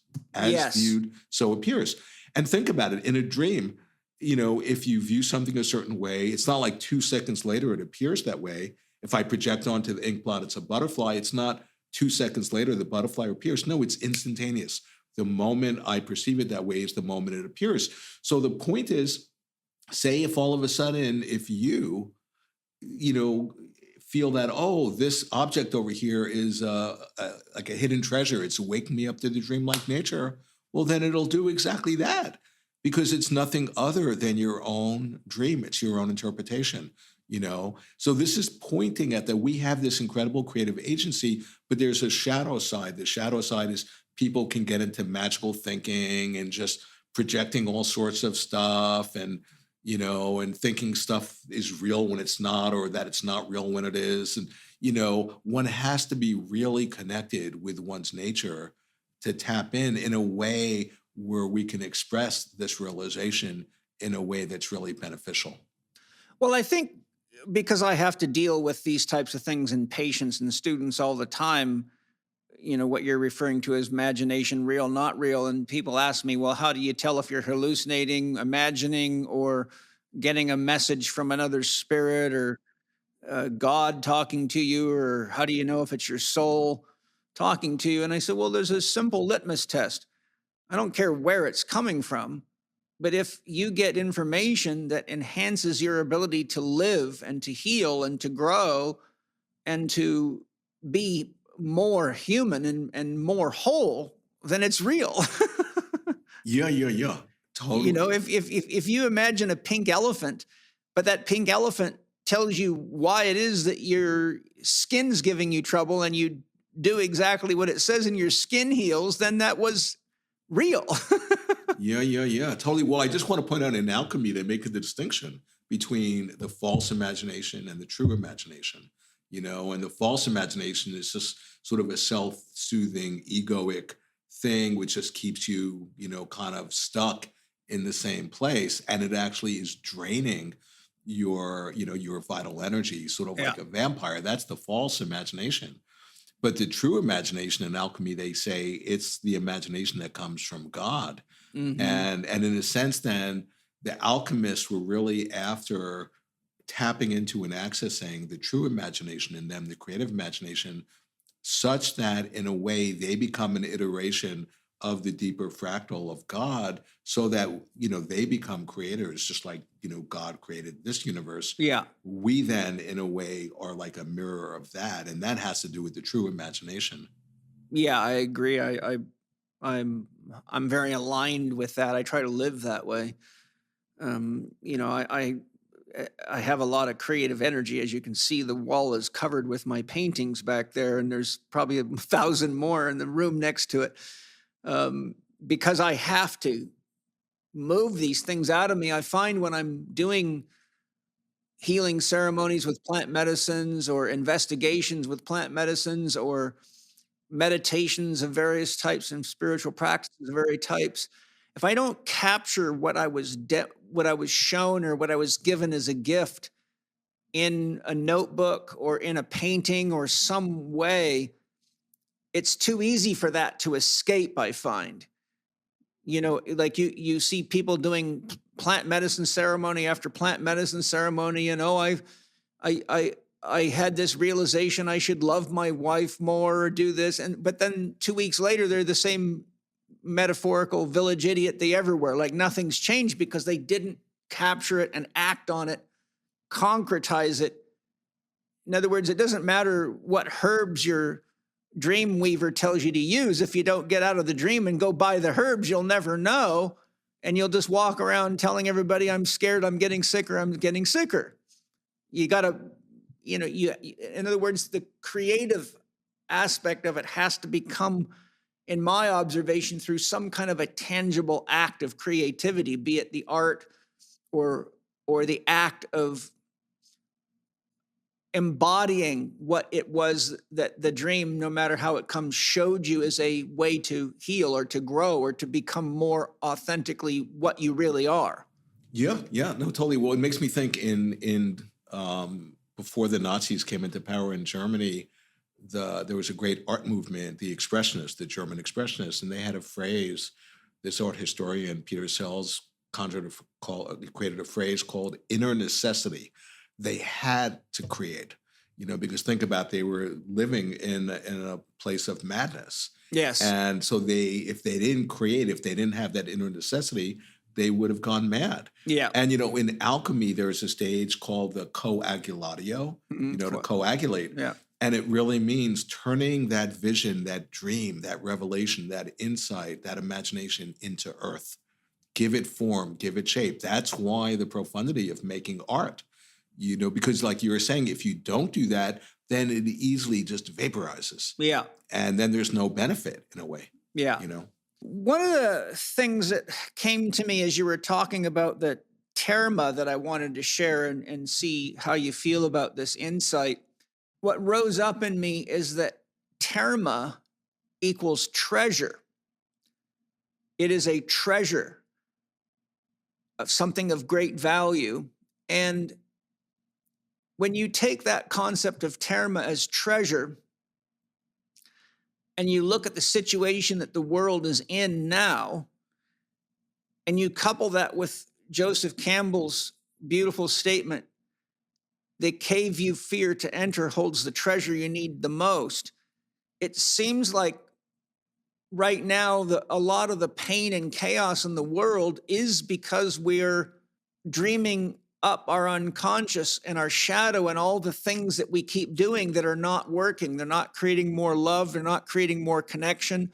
They're not growing us spiritually. They're taking us deeper into materialism or into Steiner's conception of the Ahrimanic deception, more into automation, more into AI, more into social media and living out of the physical analog realm of nature and the digital realm. So we're using our dreamlike nature to create technologies that are actually keeping us in more and more levels of dreaming, but they're not dreaming in ways that are healing. And so why I think this is important is because many people are afraid to go into the cave that they need to enter. Sometimes it's realizing that you're not compatible with your spouse anymore. And if you just keep on playing this game of hoping it's going to get better, but it's obviously been 10 years now and your partner is not willing to go to Alcoholics Anonymous and get help or whatever it might be, then you're afraid to enter the cave of making the choice to have freedom and do what's best for you or the children or for everybody involved. It could be that you have an addict in the family or something like that, and you have to make some tough decisions. But I think in my conception, the pain teacher arrives to awaken us to what we're creating so that we can be more awake, more inspired, and more motivated to create something that is more wholesome, some more healing, more connecting. So I think what I'm saying is that maybe the chaos of the world right now, paradoxically, is the Terma, and the symbol is wake up and enter the cave you need to enter, which is,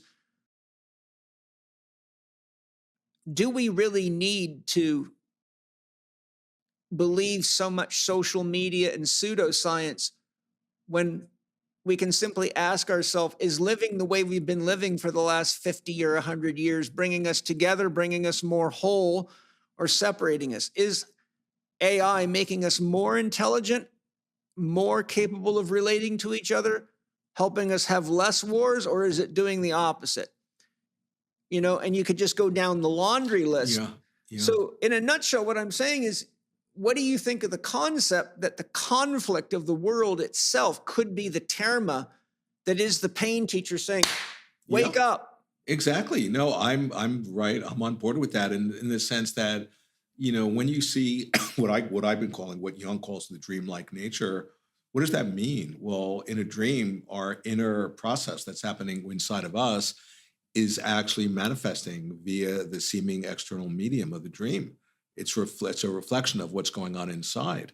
And that's exactly what's happening now, in the sense that, in his work, Jung, he'll say, the peculiarity of our time, and that's his phrase, is that we are living in a time where the unconscious has actually supplanted the conscious mind and is in the driver's seat, of the human vehicle. And we're doing that collectively. So that's another way of understanding, we're dreaming. The unconscious is manifesting all around us through the incredible wars and insanity and evil that's playing out. That's a given. That there's no dispute about that if you really go into it, that, we are surrounded by the unconscious. But the key thing is, do we recognize that? You see, that changes everything. And that's why Jung also says that the great problem of our time is that we don't realize what's happening. And he says what's happening is that we are confronted with the darkness of the soul, with the darkness of the unconscious.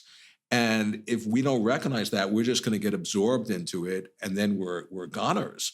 But, if we recognize that, what's being played out, these wars and conflicts and darkness and insanity, that's actually reflecting a process that's happening inside of each one of us, that's to recognize the dreamlike nature. That's to have an expansion of consciousness. And, what I'm pointing out, when you get people together who are tapping into that, and they get in phase with each other, then they discover something. They discover, they can activate the collective genius in each other. They can inspire to co-inspire each other, and they can literally dream themselves awake. And that's what's being offered to us. That's why what's happening in the world, from one point of view, it's like unbelievably horrifying and dangerous and dark and evil and crazy and all those things. And exactly like you were saying, you could think of, it's the form that Terma is manifesting. Like, one other way of saying this, in my work on the mind virus, which quantum physics, by the way, is the medicine for, the idea that, it makes us think, the mind virus makes us think that the world is separate and objective and the solution is out there. So we become distracted and we put our attention outside of ourselves. But the inner secret place, this is a quote of Jung, the inner church, is to recognize that what you're seeing out there is actually like reflecting like something in here. And, to really go within, that's where the treasure is to be found. And, and however you can call it, our soul, our love and compassion, our creativity, all of that are just aspects of our true nature. And, if I could just say one thing that I wanted that just to complete the thing about the mind virus, when you see it as the Terma, that the mind virus itself, which is the source of the evil and the conflict and insanity, is the Terma.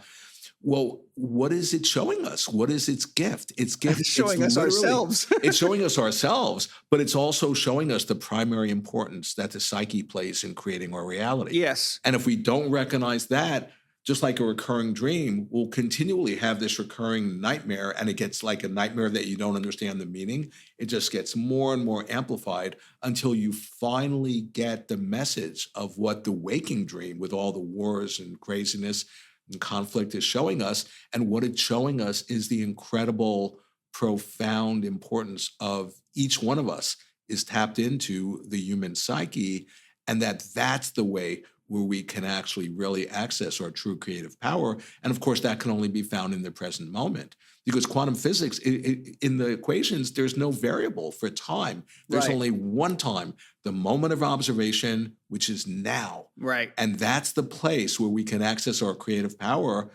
And then to consciously access that, our psyche's ability, to actually create our experience instead of just unconsciously having our experience created for us by powers seemingly outside of ourselves. Right. I'd like to share something with you and everybody listening. We use the word unconscious a lot in psychology, in everyday language, in podcasts. And because of the way it's used, it makes an assumption. And it makes an assumption that whatever the unconscious is not conscious. So what I've been doing for quite a while now is I've been having conversations with my unconscious, and I'm recording, and I've written almost a whole book of these conversations, and I've learned a hell of a lot. And one of the questions I asked my unconscious is, you are called the unconscious. What is the unconscious?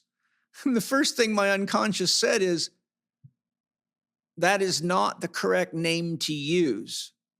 I am consciousness. You are unconscious. And that's what the unconscious is. It's your unconsciousness of consciousness. And my unconscious said, the deeper you go into me through relationship, like you're doing right now, the more what was unconscious becomes conscious. So the sphere of what you call your ego or your perceptual awareness expands. It's like having a bigger flashlight in a dark room. The bigger the light, the more you see. But the analogy that my unconscious gave me is, if you're in a large warehouse that's full of stuff, and you can't see anything, and you light a match, you might see a bunch of furniture and stuff laying on the ground, but it would be foolish to make the assumption that that's all there is in that big building. So if you light a torch, you'll say, oh my God, look, there's a Rolls Royce over there, and there's a pile of jewels over there, or there's a pile of junk over there. So my unconscious said, the unconscious is not unconscious. It's what creates the entire universe and all living things. It's just that you're unconscious.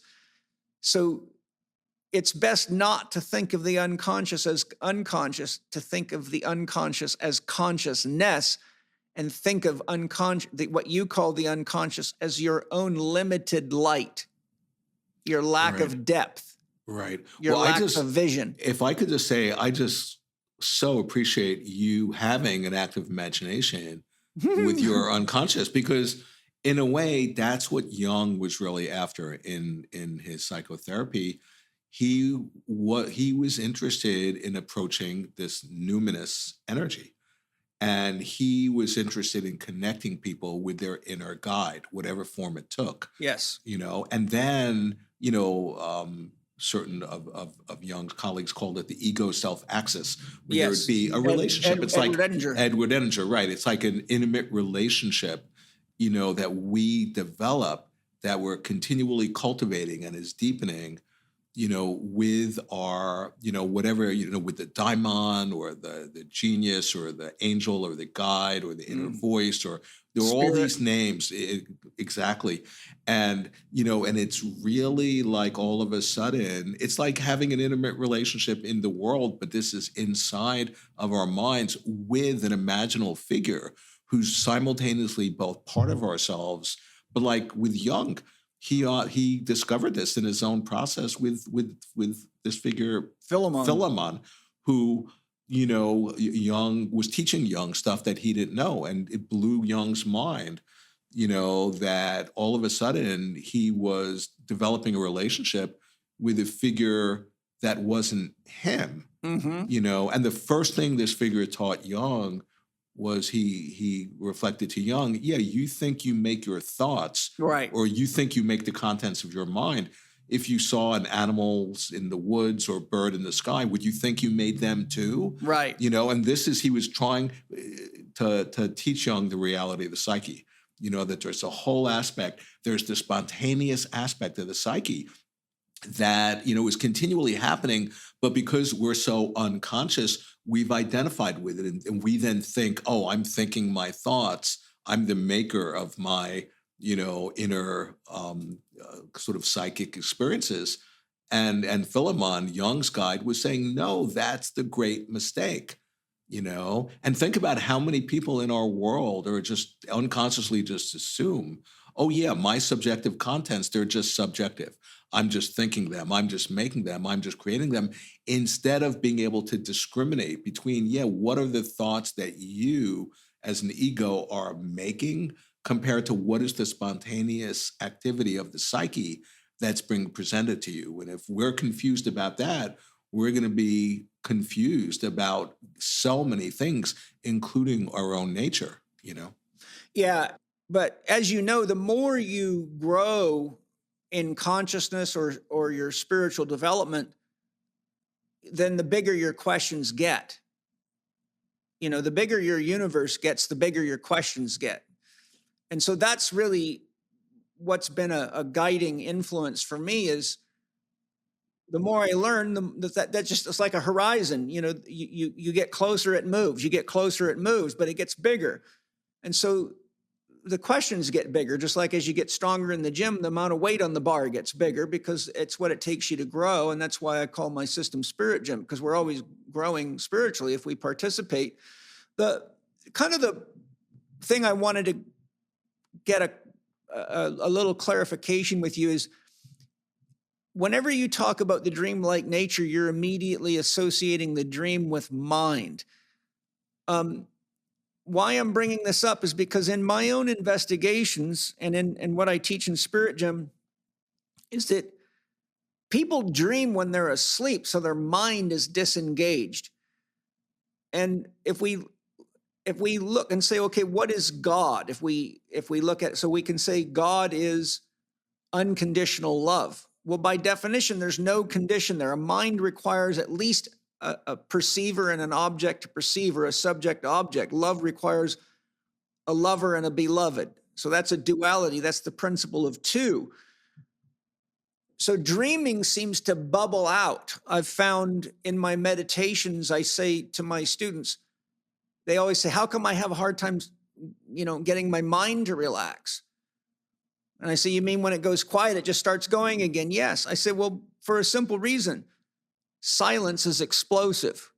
Everything emerges out of the eternal now, and zero is the source of all things countable, knowable, or experienceable, and it's explosive. So silence is constantly creating. It's constantly bubbling. So the secret is not to try to stop your mind. It's just to witness it and relax and allow it to flow like a river. And when you get to the point where you can just let it flow without having to attach yourself to it, then you can go into periods of blissful consciousness without content, but it takes a while to do that. So what I'm trying to say here is that the way I have learned through all my exploration, studies, practices, is that mind is secondary to the dreaming. If God is unconditional love and God is that for which there is no other, then the only way God can create a relationship is to dream it into existence. And once the character in the dream appears, so we'll use the Tantra myth of Shiva and Shakti and Shiva, Shakti realizes herself and then asks the question, who am I? And finds out God is the source. And so then God says back, I am your creator. And she says, well, I'm just making this up. Thank you. Now you have energy and information moving between 2 points of awareness. To me, that's what creates a mind. The dream emerges, and then when there's a relationship between the characters of the dream, now you have the flow of energy and information between 2 or more points of sentience, and that creates a mind, because you have to have a subject or a perceiver and that which can be perceived in order to have a mind, which is a duality. 1 would be being itself. 0 would be that which is dreaming or unconditional love. So why I'm bringing this up is, how do you differentiate the dreaming nature from mind? Because to me, mind is what wakes up and says, I'm dreaming. And now it's looking at the dream and relating to it, but the dream is a priori to the experience of mind. Yeah, no, I appreciate that. And it could be just like this semantic thing, because when I use mind, I'm using mind with a capital M, you know, and, you know, instead of the small m mind, the intellectual, like, cognating mind, you know, that's creating all this content, you know, maybe it might be better to say, you know, like in Buddhism, they talk about the nature of mind, you know, the nature of mind, rigpa, or emptiness, you know, there are a lot of different names for it. And, you know, the thing which is interesting about this discussion is, like, say if I'm unconscious of something, right? And if I'm unconscious of something, I can't see it by definition. So in a way, I'm identical with it, because, you know, if I wasn't identical with it, then I could see it out there separate from me. So when we're unconsciously identified with something, so we're blind to it, what happens? We just, by our nature, it gets projected out into, whether it's the night dream or the waking dream, you know, and then all of a sudden we see it out there. And of course, we have a fascination with it, because it's ultimately connected with something in us, but we don't recognize that. And what most people do is they see the content, the person carrying or embodying the content, as separate from them, and they react to it or whatever. But if somebody is on the path of awakening, you know, hopefully they would recognize, oh, what I'm reacting to or what I'm seeing out there, what I'm fascinated by out there, is actually reflecting something in me. And so then, you know, you can own the projection, and then you have to, you know, find that content in you. But the point is that when we actually dream up something outside of ourselves or project it outside of ourselves, it actually, from one hand, it's like, oh, it's keeping us separate because projections, you know, make us not really see, you know, the nature of reality clearly. But on the other hand, from another point of view, no, it's the very way that, you know, the universe is becoming conscious of itself through us by inspiring us to project out our unconscious stuff outside of ourselves. But the key thing is to recognize that we're looking in a mirror. And interestingly, in the apocryphal texts, Christ himself says, I am a mirror to those that perceive me. You know, and this is the whole thing that's all through, you know, the Gnostics and all wisdom traditions. They'll talk about, you know, even in Buddhism, one of the real symbols of the self, of the true self, is a mirror. But, you know, the thing which is interesting about a mirror is that if there's no object in front of it that it would reflect, the mirror is invisible. And interestingly, in alchemy, they talk about the philosopher's stone as being invisible. So it's only when you put an object in front of the mirror that then this reflection appears. And we typically then, react to the reflection or identify with it or judge it or whatever. And then we don't notice the mirror. And Right. the mirror in Buddhism being the symbol of the self, it's always the same. It's always available. It's always pure. Even if it's a vile object, the mirror doesn't get tainted or stained by the object.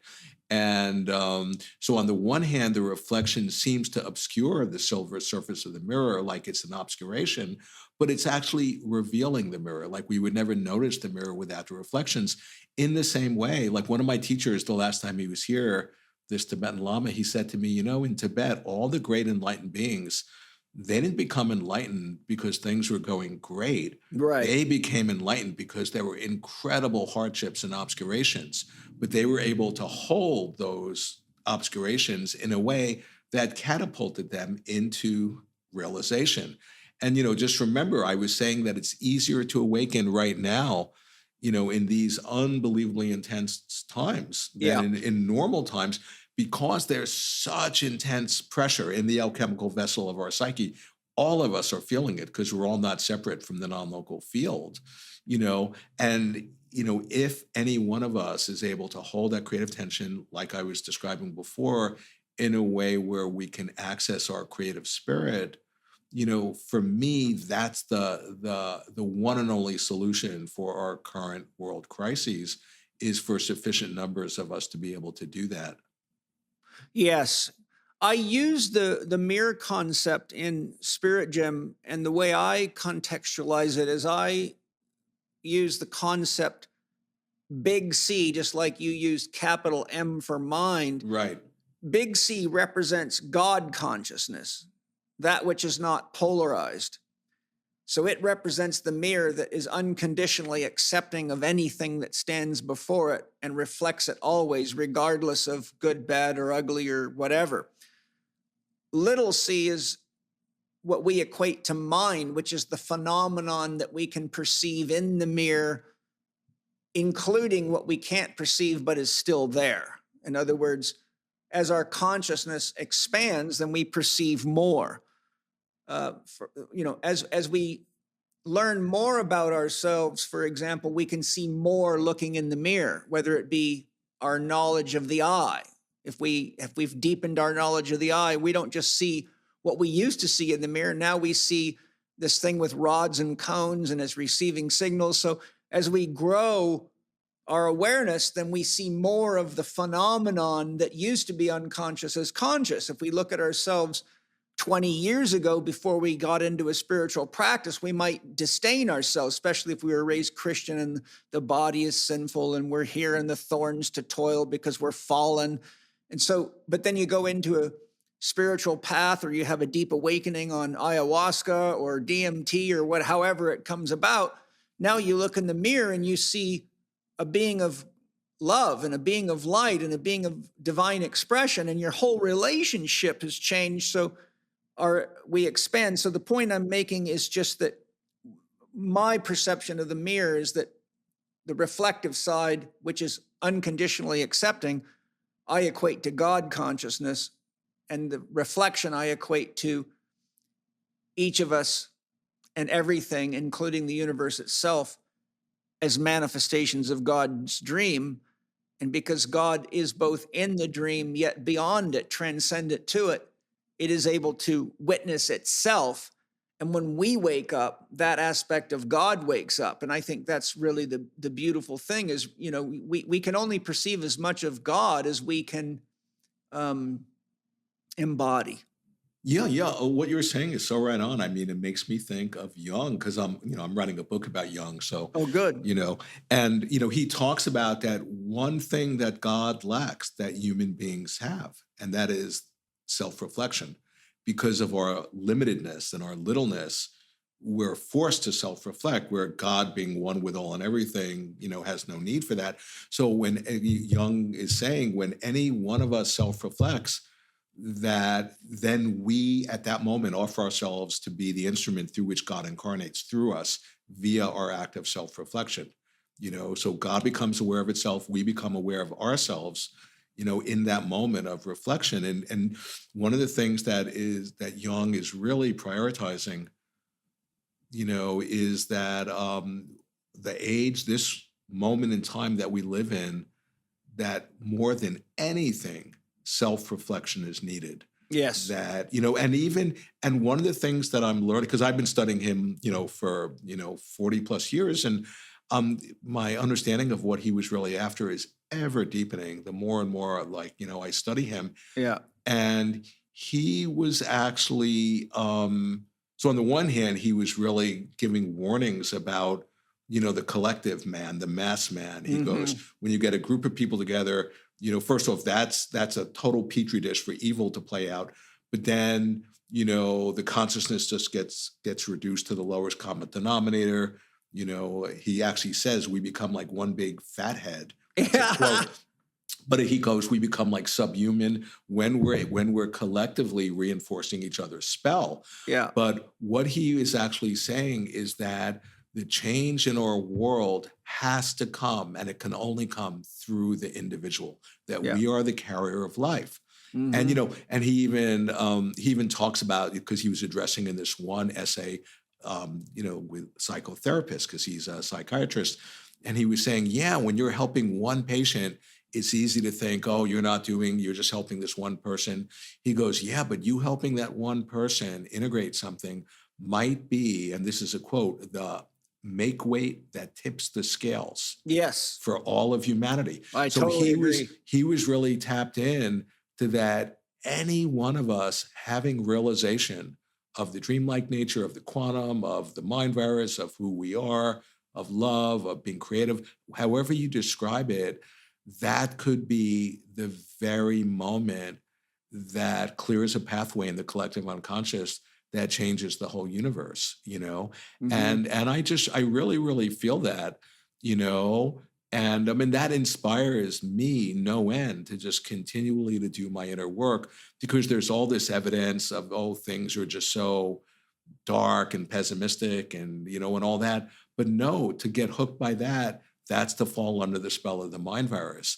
That quantum physics actually is offering us the medicine where it's saying, like, I'll just give, a brief little synopsis. It's come up with this phrase, elementary particles, if the building block of the entire physical universe. And these aren't made of matter. In a way, the way they describe them, they say, imagine these elementary quantum particles exist in any and every possible state they could ever exist in at each and every moment. And then at any moment you observe them, they actualize into one specific manifestation. And the very next moment, once again, any and every possibility it could ever imagine. Each and every moment that's happening. And then through our observation of these elementary particles, they're actualizing into whatever form they do. Well, the implications of that are mind-blowing, because what that means is that even if one of those quantum possibilities in those elementary particles is, to quote a quantum physicist, highly ridiculously improbable, it could even manifest this very next moment. Yes. What that means is that even the fact that the human species could awaken, maybe even in this very moment, that quantum physics is saying, that's completely within the realm of the possible. And if you're thinking, that's ridiculous, that's not going to happen, well, then you're part of the problem. Then you're feeding into attracting and invoking a universe where, that our species is going to awaken is impossible. You're like going to, bring forth evidence confirming that.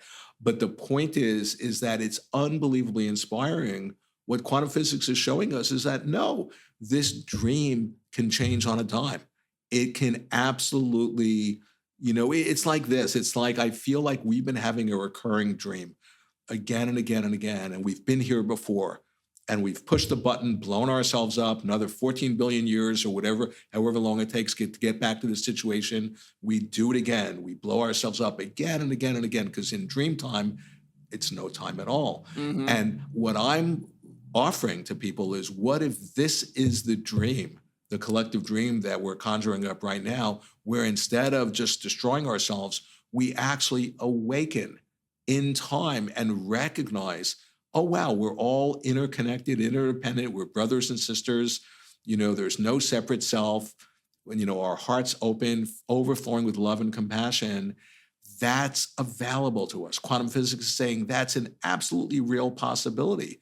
And I'm pointing out, if you're not envisioning that, then what in the world are you thinking? Yeah, well, what you're thinking would be called programming. You're just running on autopilot like a robot. Right. And one of the things Jung brings up over and over, as I'm sure you're aware of, is that people don't want to do the work of becoming conscious. They're too happy just living an automated life and thinking that everything's just going to be hunky-dory that way. And Steiner said true spirituality is crazy making, because the more conscious you become, the more you are aware of your creative agency in the world, what you're creating and what you can do. And if you're not ready to carry the cross of that responsibility, you're just going to want to, sit on the beach and drink Mai Tais and smoke pot and stay unconscious.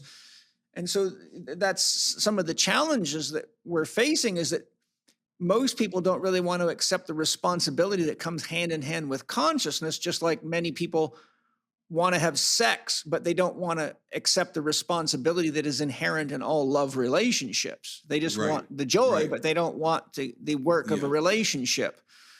And so if we don't accept the work of the relationship called the world, then we stay unconscious and we keep destroying it until finally we destroy each other. Well, I want to point out there's a phrase in Jung that I love. He talks about, at the moment when you're getting reflection just in your process, and say your partner's reflecting or the universe is reflecting back part of your unconscious, and it's the time for you to really open your eyes and recognize that and take that in. And he says, if you just, just refuse to do that, he calls it remaining artificially unconscious. And he goes, if you remain artificially unconscious, that creates poison in the human psyche. And it makes me think, he also talks about, like, one of the other great poisons to the human psyche is repressed or unexpressed creativity. Yes.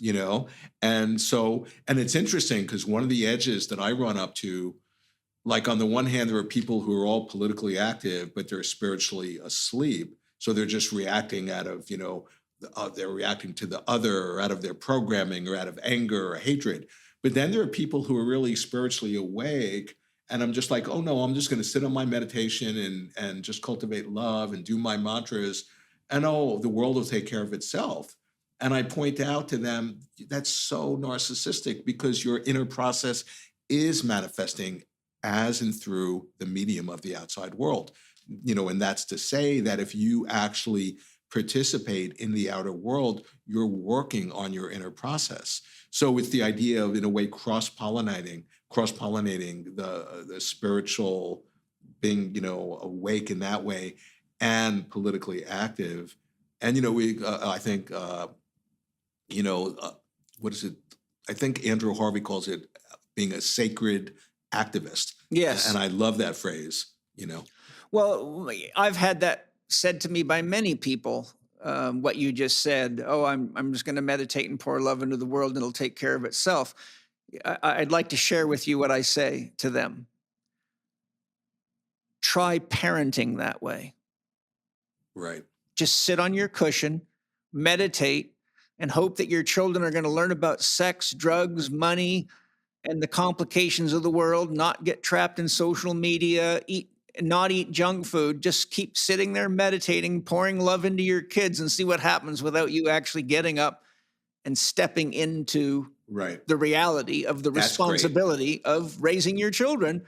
And then, to the degree you realize that that's true, you realize the same thing is true of the world, because the world is what it is, the container within which your children either have or do not have safety. We do or do not have safety. We're either poisoning the earth or we're taking care of it. We're either geoengineering or we're telling the truth and realizing the science of the fact that we're constantly moving through space, and the ice cores show us that we go through ages, et cetera, et cetera, et cetera. and earlier we were talking about how consciousness and dreaming and becoming awake can change our reality. We were talking about the imaginal faculty and how we can have experiences like Jung with Philemon, or me with the snake that ate me. And Erwin Schrödinger actually talks about this, and he talks about his own experience, and talks about how a person's worldview is always a reflection back to them of what they believe on the inside. And so if you look at a model of how consciousness grows and evolves, which is, I'll give you a simple one that it'll be obvious to you. First, as a child, we're I-centric. Mommy, I want, I need, I'm hungry, I'm thirsty. Can I have, gimme, gimme? That's the I-centric. But once we grow up out of the child stage of consciousness and we realize that we're actually involved in all our relationships and we've got to participate, then we get into the we level of consciousness. So now it's not just I, it's we. We realize that it's a participatory process. As we evolve out of that through spiritual practices or anything that gets us there, we come to an all state or a world-centric consciousness where we realize that the world is us and we are the world. Jung, for example, describes the self as everything that supports your ability to live. That includes the water, it includes the earth, it includes the sun, it includes the moon, it includes the air you're breathing. So self-realization is realizing what it takes to support you. So there's the world-centric consciousness says somehow everybody is involved in my life and everything in the world is an aspect of my life, and I must do my best to engage it, love it, and participate at the world level. So consciousness goes from I to we to world-centric. And then through spiritual practices or the grace of God, you awaken to cosmocentric consciousness, and you realize the same thing that was true at the world level is true of the cosmos, because the world itself can't exist and carry life without the sun, without the Milky Way, and it goes on all the way to the edges of the created universe, or whatever you want to call it, the multiverse, etc. So the point is that just as you were saying, if we wake up in the dream, one of the ways we can prove that spiritual practices and inner visioning and all these different things we've been talking about do work is because our worldview changes as we grow consciously. Somebody who was once a racist and hated people of a certain type, but then is about to get killed by somebody and is saved by the very person that they used to hate, all of a sudden realizes that that person sacrificed their own life to save them, and it knocks out the racism out of them, so their worldview is changed. So if you couple that with quite a shocking discovery by Planck identified that the universe flashes into and out of existence at the rate of 10 to the minus 44 seconds. So he showed through his mathematical equations that the universe appears and disappears like a refresh rate on a computer in what's called Planck time, which is 10 to the minus 44. So for those of you listening, that means if you take 1 second and divide it by 10 with 44 zeros behind it, you'll get a fraction of a second that's 10 to the minus 44. And he literally says the universe, like a quantum, like a photon coming in and out of existence, pops in and out of existence at 10 to the minus 44, why that's important, and to me, contextually, is if the universe is disappearing and reappearing at 10 to the minus 44, it means we have 10 to the minus 44 opportunities to change the way we see ourselves, see each other, and see the world. And that's a lot of grace. Yeah, and what you're saying, what you're pointing at is so profound, because I talk about that in my book, that we don't have the perceptual apparatus to see the universe refreshing itself, Right. like you were describing. So we then subjectively experience it like it's a continuous universe. Yes. But quantum physics has shown that no, this universe is pulsing in and out of the void, super fast, like you've been describing. But then, and each time it disappears and then it manifests, it simulates and it looks exactly the same, except it's slightly different. And, but we don't see that. So we just see a solid, continuous universe.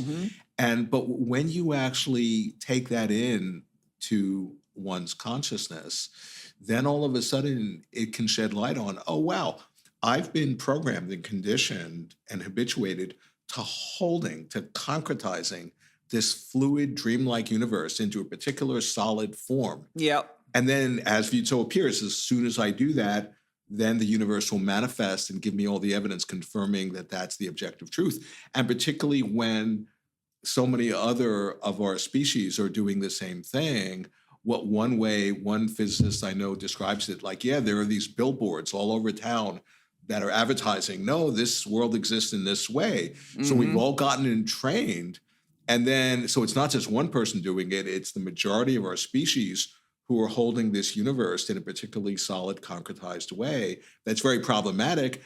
But then we have all the evidence we need that it is that way. So you can't convince anybody, no, it's a function of your dreaming. It's a function of your consciousness, because they have all the evidence confirming, no, it's objectively true.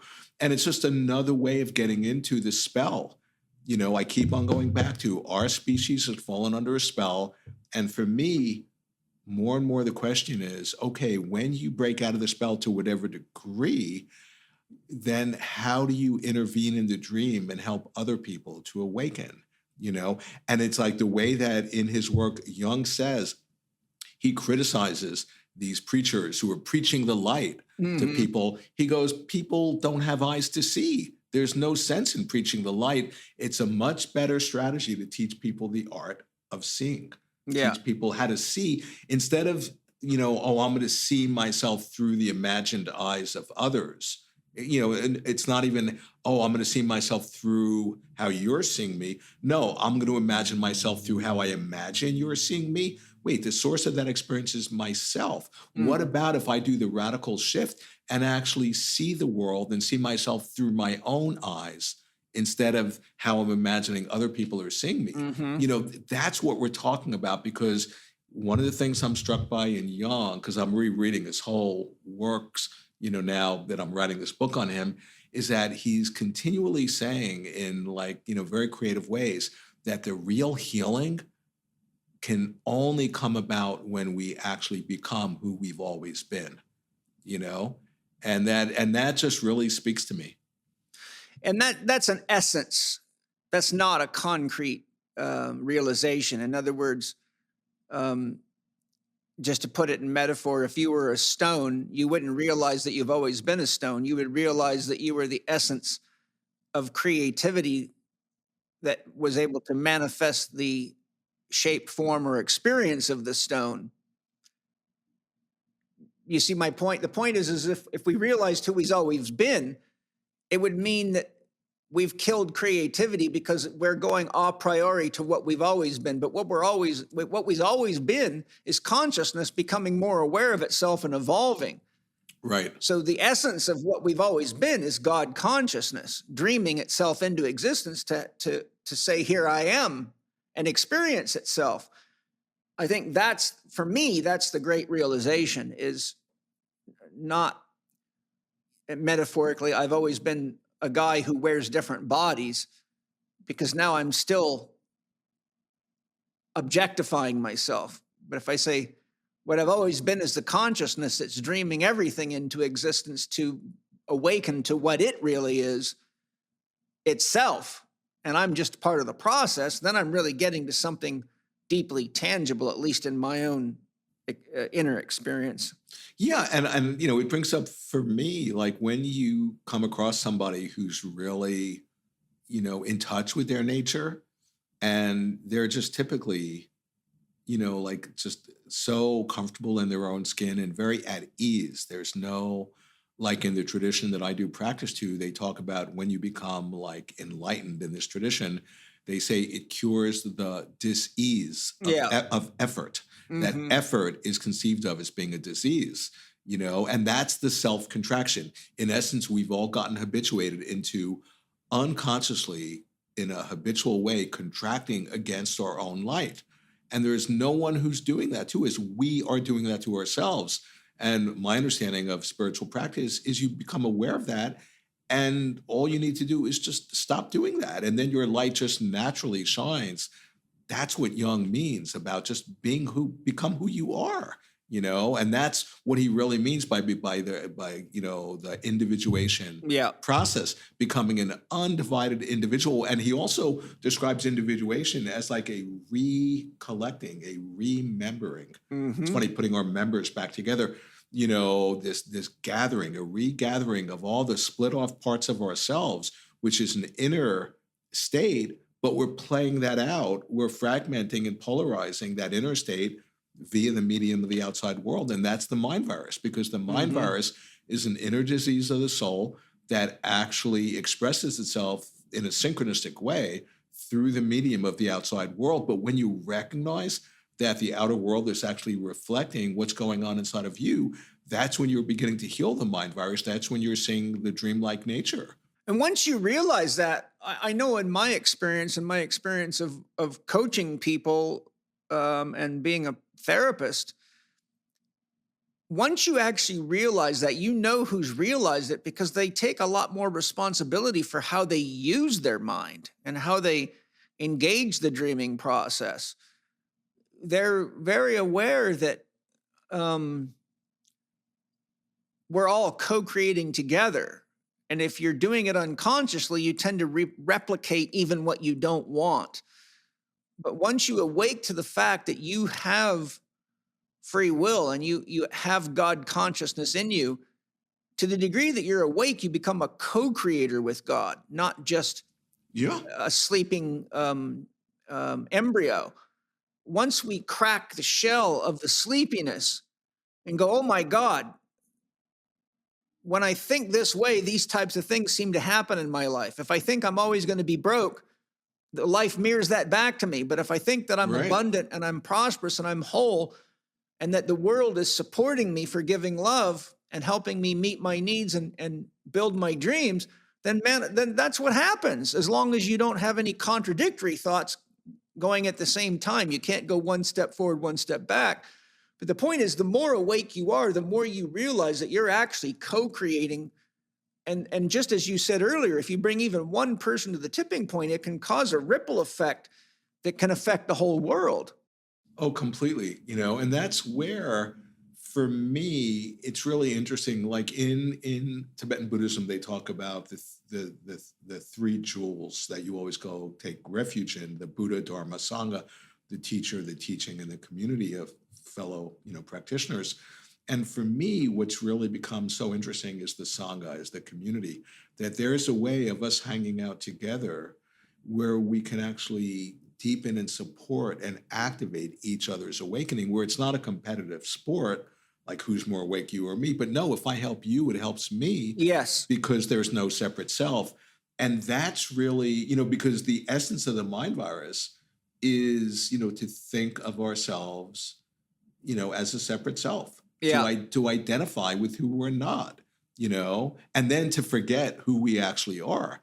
In the apocryphal text, they actually talk about this. They call it the counterfeiting spirit. That's Ratiko, And so if we then forget who we are and we give ourselves away and we identify with who we're not, and we forget and disconnect from our creative agency, that's a recipe for madness. And that's the state of so many people currently on our planet. And so that's why when any one of us as individuals really awaken to whatever degree, because we're all works in progress, and to really stabilize that realization and to embody that realization, and to have integrity and to accept reflection and to recognize, oh yeah, we all have a shadow. And when that gets reflected, to really try to look at that, any one of us, really doing that and embodying that, it's actually energetically in a non-local way transmitting to the whole non-local field. Mm-hmm. Yeah. I also don't think that people should associate with the shadow in such a negative way. in order for us to be here, we have to be.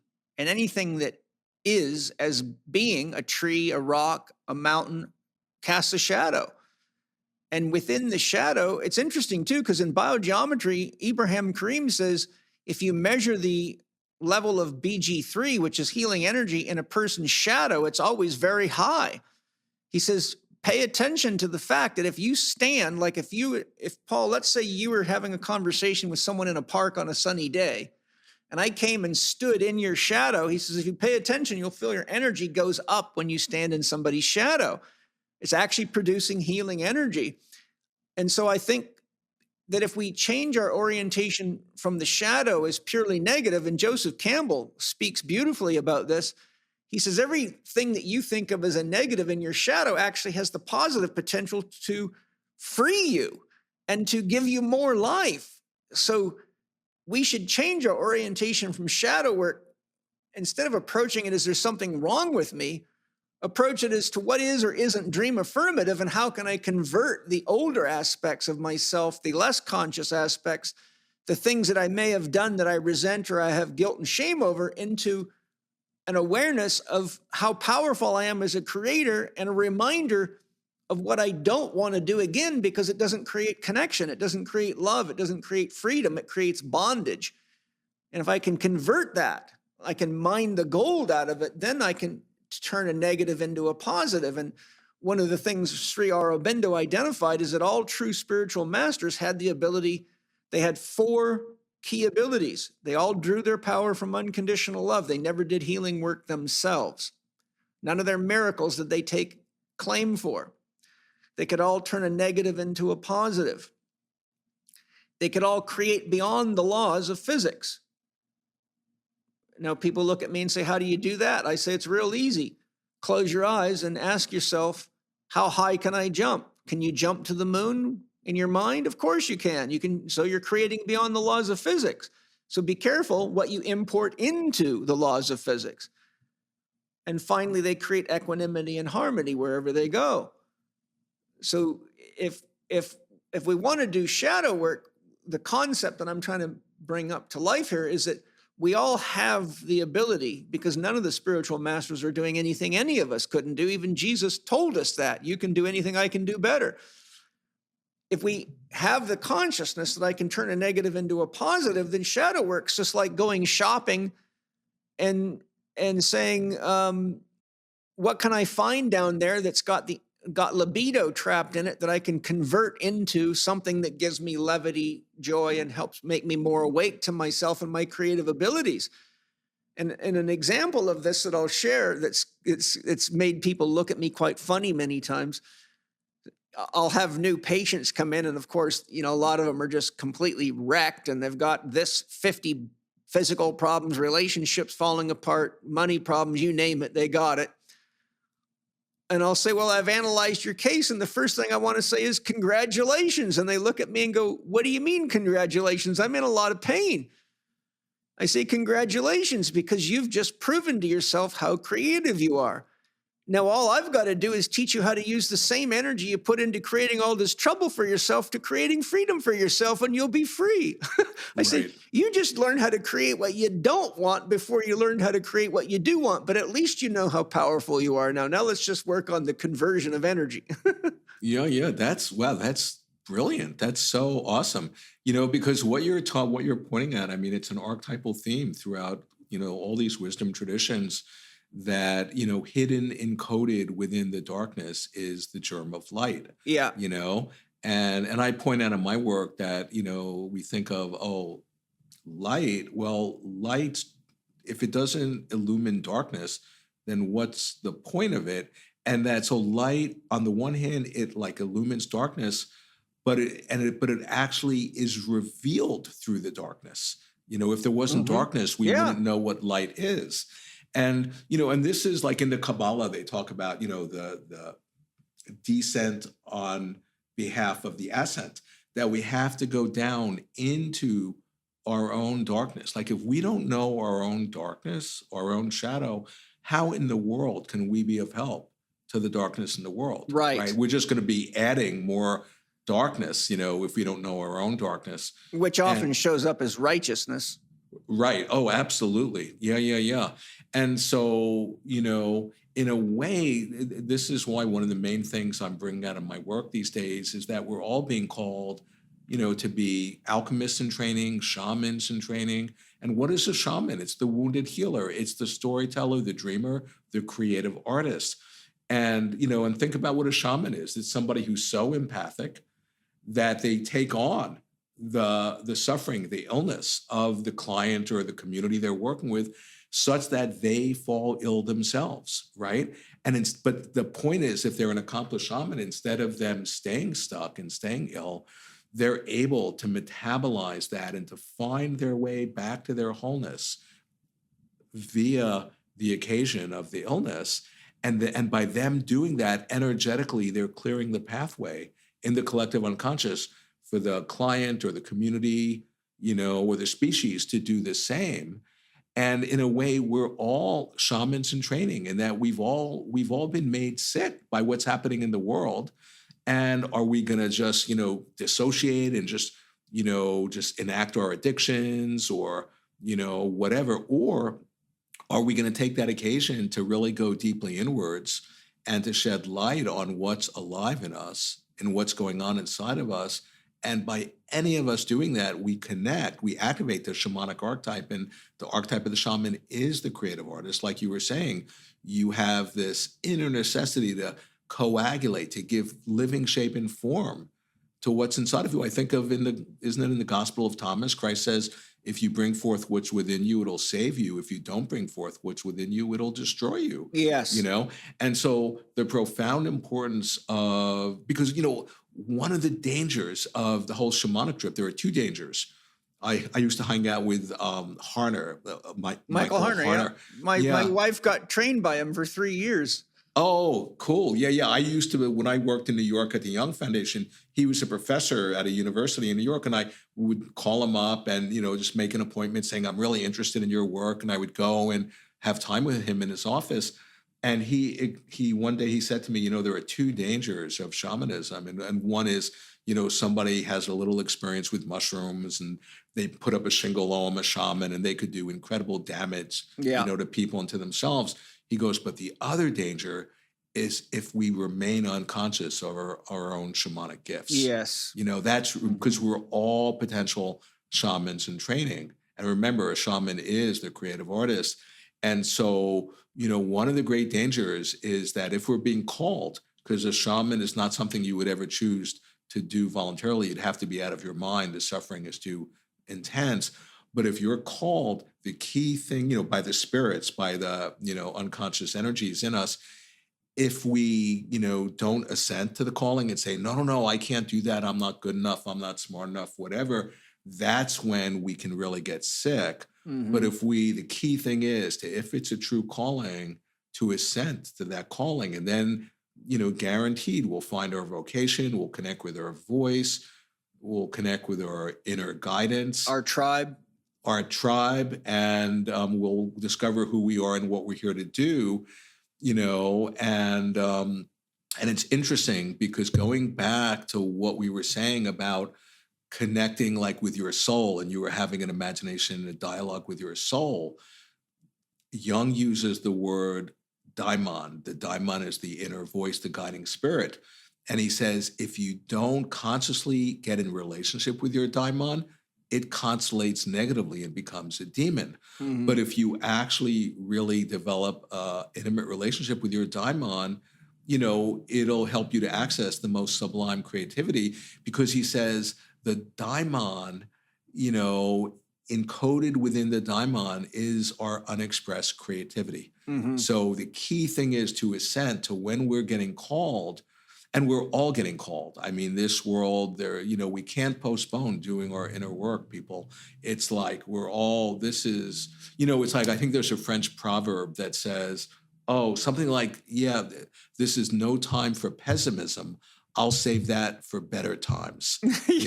And I love that because, and we're being called to really step up and to become who we are, to remember ourselves, and any one of us doing that is helping all of us do that, Well, because evil is such a paradox, for many people, it's very hard to believe in God because of all the evil in the world. Right.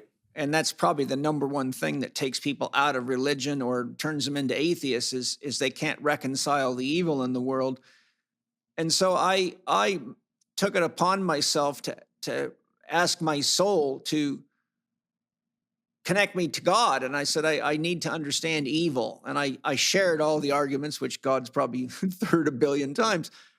But I said, I really need you to help me understand what evil is. And the answer that came back via my soul was, Paul, evil's function is to uphold the good. And so the question in the world today is, how much evil do we need to become more conscious of the good that it's pointing to? Yeah. And so how far down the rabbit hole do we have to go into destroying each other, lying, cheating, abusing nature, to finally realize what it was that the gift was all the time, which is each other, which is the diversity that races bring and religions bring and colors bring and flavors bring. It is the beauty of a planet that allows us the experience of embodiment. The old saying, we are not human beings having a spiritual experience. We're spiritual beings having a human experience. But we couldn't do that without the gift of the earth and the elements. So I think what I'm trying to say is we can just ask ourselves, how much evil do we need in our own lives and in our collective lives before we say, what is it pointing to? Right. Well, having your stuff ripped off can be very upsetting, and it's pointing to the reminder that don't steal people's shit. Having somebody murder somebody you love is pointing to the fact that we shouldn't murder people. I mean, you don't need to be that intelligent to flip the coin on evil and say, okay, it's always pointing to the good. And I think it's time for all of us to just ask ourselves, how much more do we need to say, okay, what is it that we really can put our energy into collectively and create so that we don't need so much evil to crack the shell of the conditioned mind and the unconscious? Rumi says the function of a broken heart is to let your love pour out. So the point I'm making is, how broken do we have to get before we realize that this was all an act of love, but we did it so unconsciously that we could have just started dancing and painting and singing and gardening now. Yeah. Well, no, I so relate to what you're saying, because my whole process started, when I was in my early 20s with a direct, unmediated encounter with archetypal evil, and, in his work, Jung talks about, people can have personal encounters with, the personal shadow or relative evil, but it's a rare and shattering experience to have an encounter with archetypal evil. And I was completely shattered. I was, it just dismembered me. It traumatized me beyond belief. I was so broken by this direct encounter with evil. And yet more and more I can attest, I was having a revelation. Yeah. I didn't get destroyed by it. I kept my heart open. I cultivated my awareness. And now I can confidently say, I was having a revelation, and it was the source of my entire work. I mean, I've written 3 books on the what he called mind virus, which, is the source of evil in our world. And being a quantum phenomena, it's also the source, the catalyst for our evolution as a species, So the idea, and that's one of the reasons why both Rudolf Steiner and Jung's work I love so much, because they're 2 people, and also with Sri Aurobindo, there was 3 people who really are like actively talking about the profound importance of shedding light on evil. Mm-hmm. And, I run into that a whole lot because, my books are filled, trying to illumine the nature of evil. And a lot of the love and light crowd, they run the other way, and they, they don't want to have anything to do with it. And, if I point out, well, you doing that is you're offering yourself into the hands of evil by being an ostrich, that's the mind virus, because it's a form of blindness. Yeah. And they're basically avoiding relationship with themselves. And so, it's profoundly, and there's a famous quote of Jung, something like, we become enlightened, not by, visualizing these beings of light, but by making the darkness conscious. Yes. Yeah. And that's what even people think, oh, like a bodhisattva, which translates as a being in the process of awakening, like Shanti Deva, who's the epitome of the bodhisattva ordeal, the impulse. My Lama, when I asked him, like, if you were to go to a desert island, what would be the one book you would take with you? And he immediately said, oh, Shanti Deva, The Way of the Bodhisattva. And in that book, what is Shanti Deva, who people think he's all about love and light? What is he saying? He's saying there's something in my psyche that's doing black magic on me, that's casting a spell, that's numbing my awareness. What is that? He's like pointing at Watiko, and every spiritual tradition is pointing at Watiko, this mind virus that's the source of the evil, in its own creative way. And, in the essence of the mind virus, I mean, not only is it a misidentification of who we think we are, it's a form of blindness. We entrance ourselves by our own projection, but we actually then think the world exists objectively, like a typical scientific materialist point of view. And here comes quantum physics, and it dissolves that whole notion. That's why I'm saying it's a Terma. It's the medicine for the mind virus. And any one of us taking it in, it's really like a psychedelic drug, because when you take in the revelation that is quantum physics, it just keeps on coming on and just gets stronger and stronger, because it's actually helping to dissolve the structures based on your conditioning and programming and indoctrination, that we've just unconsciously taken in when we incarnated into this realm. And, and it's really our work. It's our responsibility to do that. And there's no postponing doing it. We can't, we just can't wait. It's that urgent of a time. And how profound is that? That here we are. This is the most amazing time, I would venture, in human history. Yeah. And we've, I would point out, we've all chosen from the level of the soul to incarnate in this time. Yes. To help each other, to bring forth the light, to be a vessel and an instrument so as to incarnate the light of conscious awareness and to embody that. And then we become contagious. We can actually infect in a good way other people to awaken to that same realization. And that's what, that really speaks to me. I think we all have the choice to become midwives of awakening. Right. And that's the commitment to each other.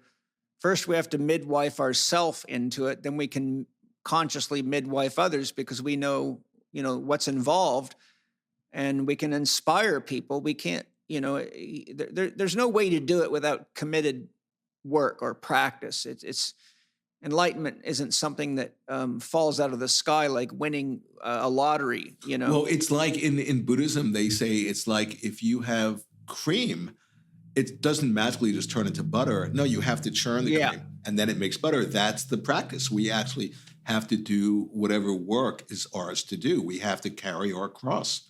That's the Dharma. That's our Dharma. Right. Our path, right? Like my Dharma is exactly what I'm doing now, and so is yours. We both write books. We both teach. That's my Dharma, and I know it's my Dharma because I feel love flowing through me. I feel I can endure the challenges of growing myself as Paul Chek, the person, Paul Chek, the husband, the father, the teacher, whatever. I can do that because I feel love's boomerang in a perpetual return. But if I'm doing something other than that, I feel like I'm doing the wrong thing. Spirit's not flowing through me. I feel like if I took a job that would pay me $1 million more a year than I make selling some new magical medical drug or any other form of thing, I know I would start to die. And that's exactly how the soul becomes daimon, turns into demon when you're not when you're not living to your heart's dharma. And I think that's one of the ways we know we're in our path, is because a labor of love is sustainable. Anything else is just labor. It doesn't matter how much money you have. I've worked with a lot of rich people that are very, very unhappy people. Money does not make people happy. It's an inside job. One thing I wanted to touch on before we close is, you talked about how one of us just tipping the scale by helping another person could create a profound knock-on effect. It reminded me that Yogananda is who taught Mahatma Gandhi how to meditate. So we have to ask ourselves, what might have been the knock-on effect of Mahatma Gandhi learning to meditate from Paramahansa Yogananda? You know, that would be an interesting kind of mental exercise. What would be the domino effect? Well, the fact of the matter is, it could be what gave Gandhi the insight, foresight, and strength to get India back from the British. But, you know, the question is, did Yogananda know that this would happen if Gandhi could get deeper into his own power? Or did Yogananda just in that moment, was Yogananda just open to being a vessel for the healing that wanted to happen in the universe, you know, even if it was going to happen a number of years later, right? You know, and that, because that's really, really interesting to me, because I see that in my life that, wow, there are these moments where I feel like myself or other people are getting dreamed up in a role to be a conduit for the healing that wants to happen in the deeper field. And if somebody's really like, you know, kind of open, they will, you know, without even necessarily even consciously being aware of it, they'll just allow themselves to get dreamed up and pick up that role, whether it's teaching meditation or saying, you know, some words to somebody that might be the very words the person needed to hear. I mean, it's interesting. When I write my books, I'm curious if you have this experience, you know, because it feels like I'm not even writing them. Like when it's really flowing, I'm just getting downloads and I'm just the instrument for, you know, and then afterwards I'll read it and I'll be like, wow, this is really good. Who wrote this type of thing? But oftentimes I feel, and I'm not attached to this being objectively true, whatever that means, but oftentimes I'll feel like that there are people in the future, maybe asking for help, maybe even not even having been born yet. And they're like helping me to choose the words that I'm writing on the page, because they're 100 years from now, those are the words they need to read to heal or awaken. And I can easily, via my imagination, feel their influence helping me to choose the words I'm choosing. It's a trippy experience. They're helping you create the Terma. Yeah, for them. Yeah. For them. Right. Exactly. Yeah. I know. It's super amazing. Spirit Gym started off as one book and it's now 15 volumes and it's well over 3,000 pages. And I thought I was going to write a book about the size of How to Eat, Move, and Be Healthy. But once I let my soul come in and start writing, it was just pouring out. You got to tell them this. You got to remind them of this. You need a piece of art for this. So, you know, probably 150 to 200 pieces of original art and diagrams later and over 3,000 words. You know, there it is, right? That's what Henry Miller would call the art spirit coming through you. Right. Oh, I totally relate. I know. Like with this new book that I'm writing, I just thought, I'll just put together a bunch of essays. And it's like I was going fishing thinking I was going to get a little salmon. Yeah. And I've gotten this whale. And I'm like, oh my God, I just can't believe how much is coming through. And it's going to take me a while to like actually figure out how it all goes together, you know? You will. Totally.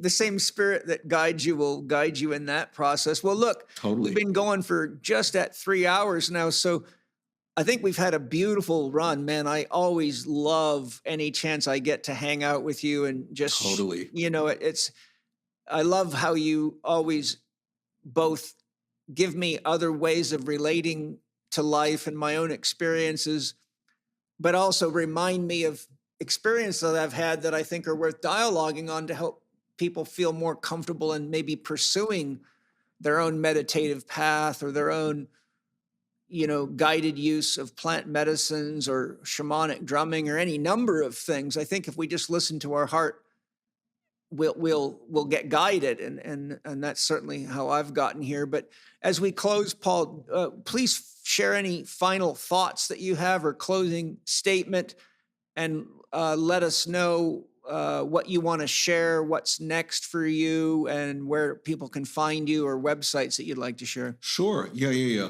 Well, it's funny. A friend of mine is creating this, like, what is it called? Like Substack, right? Yeah. Substack.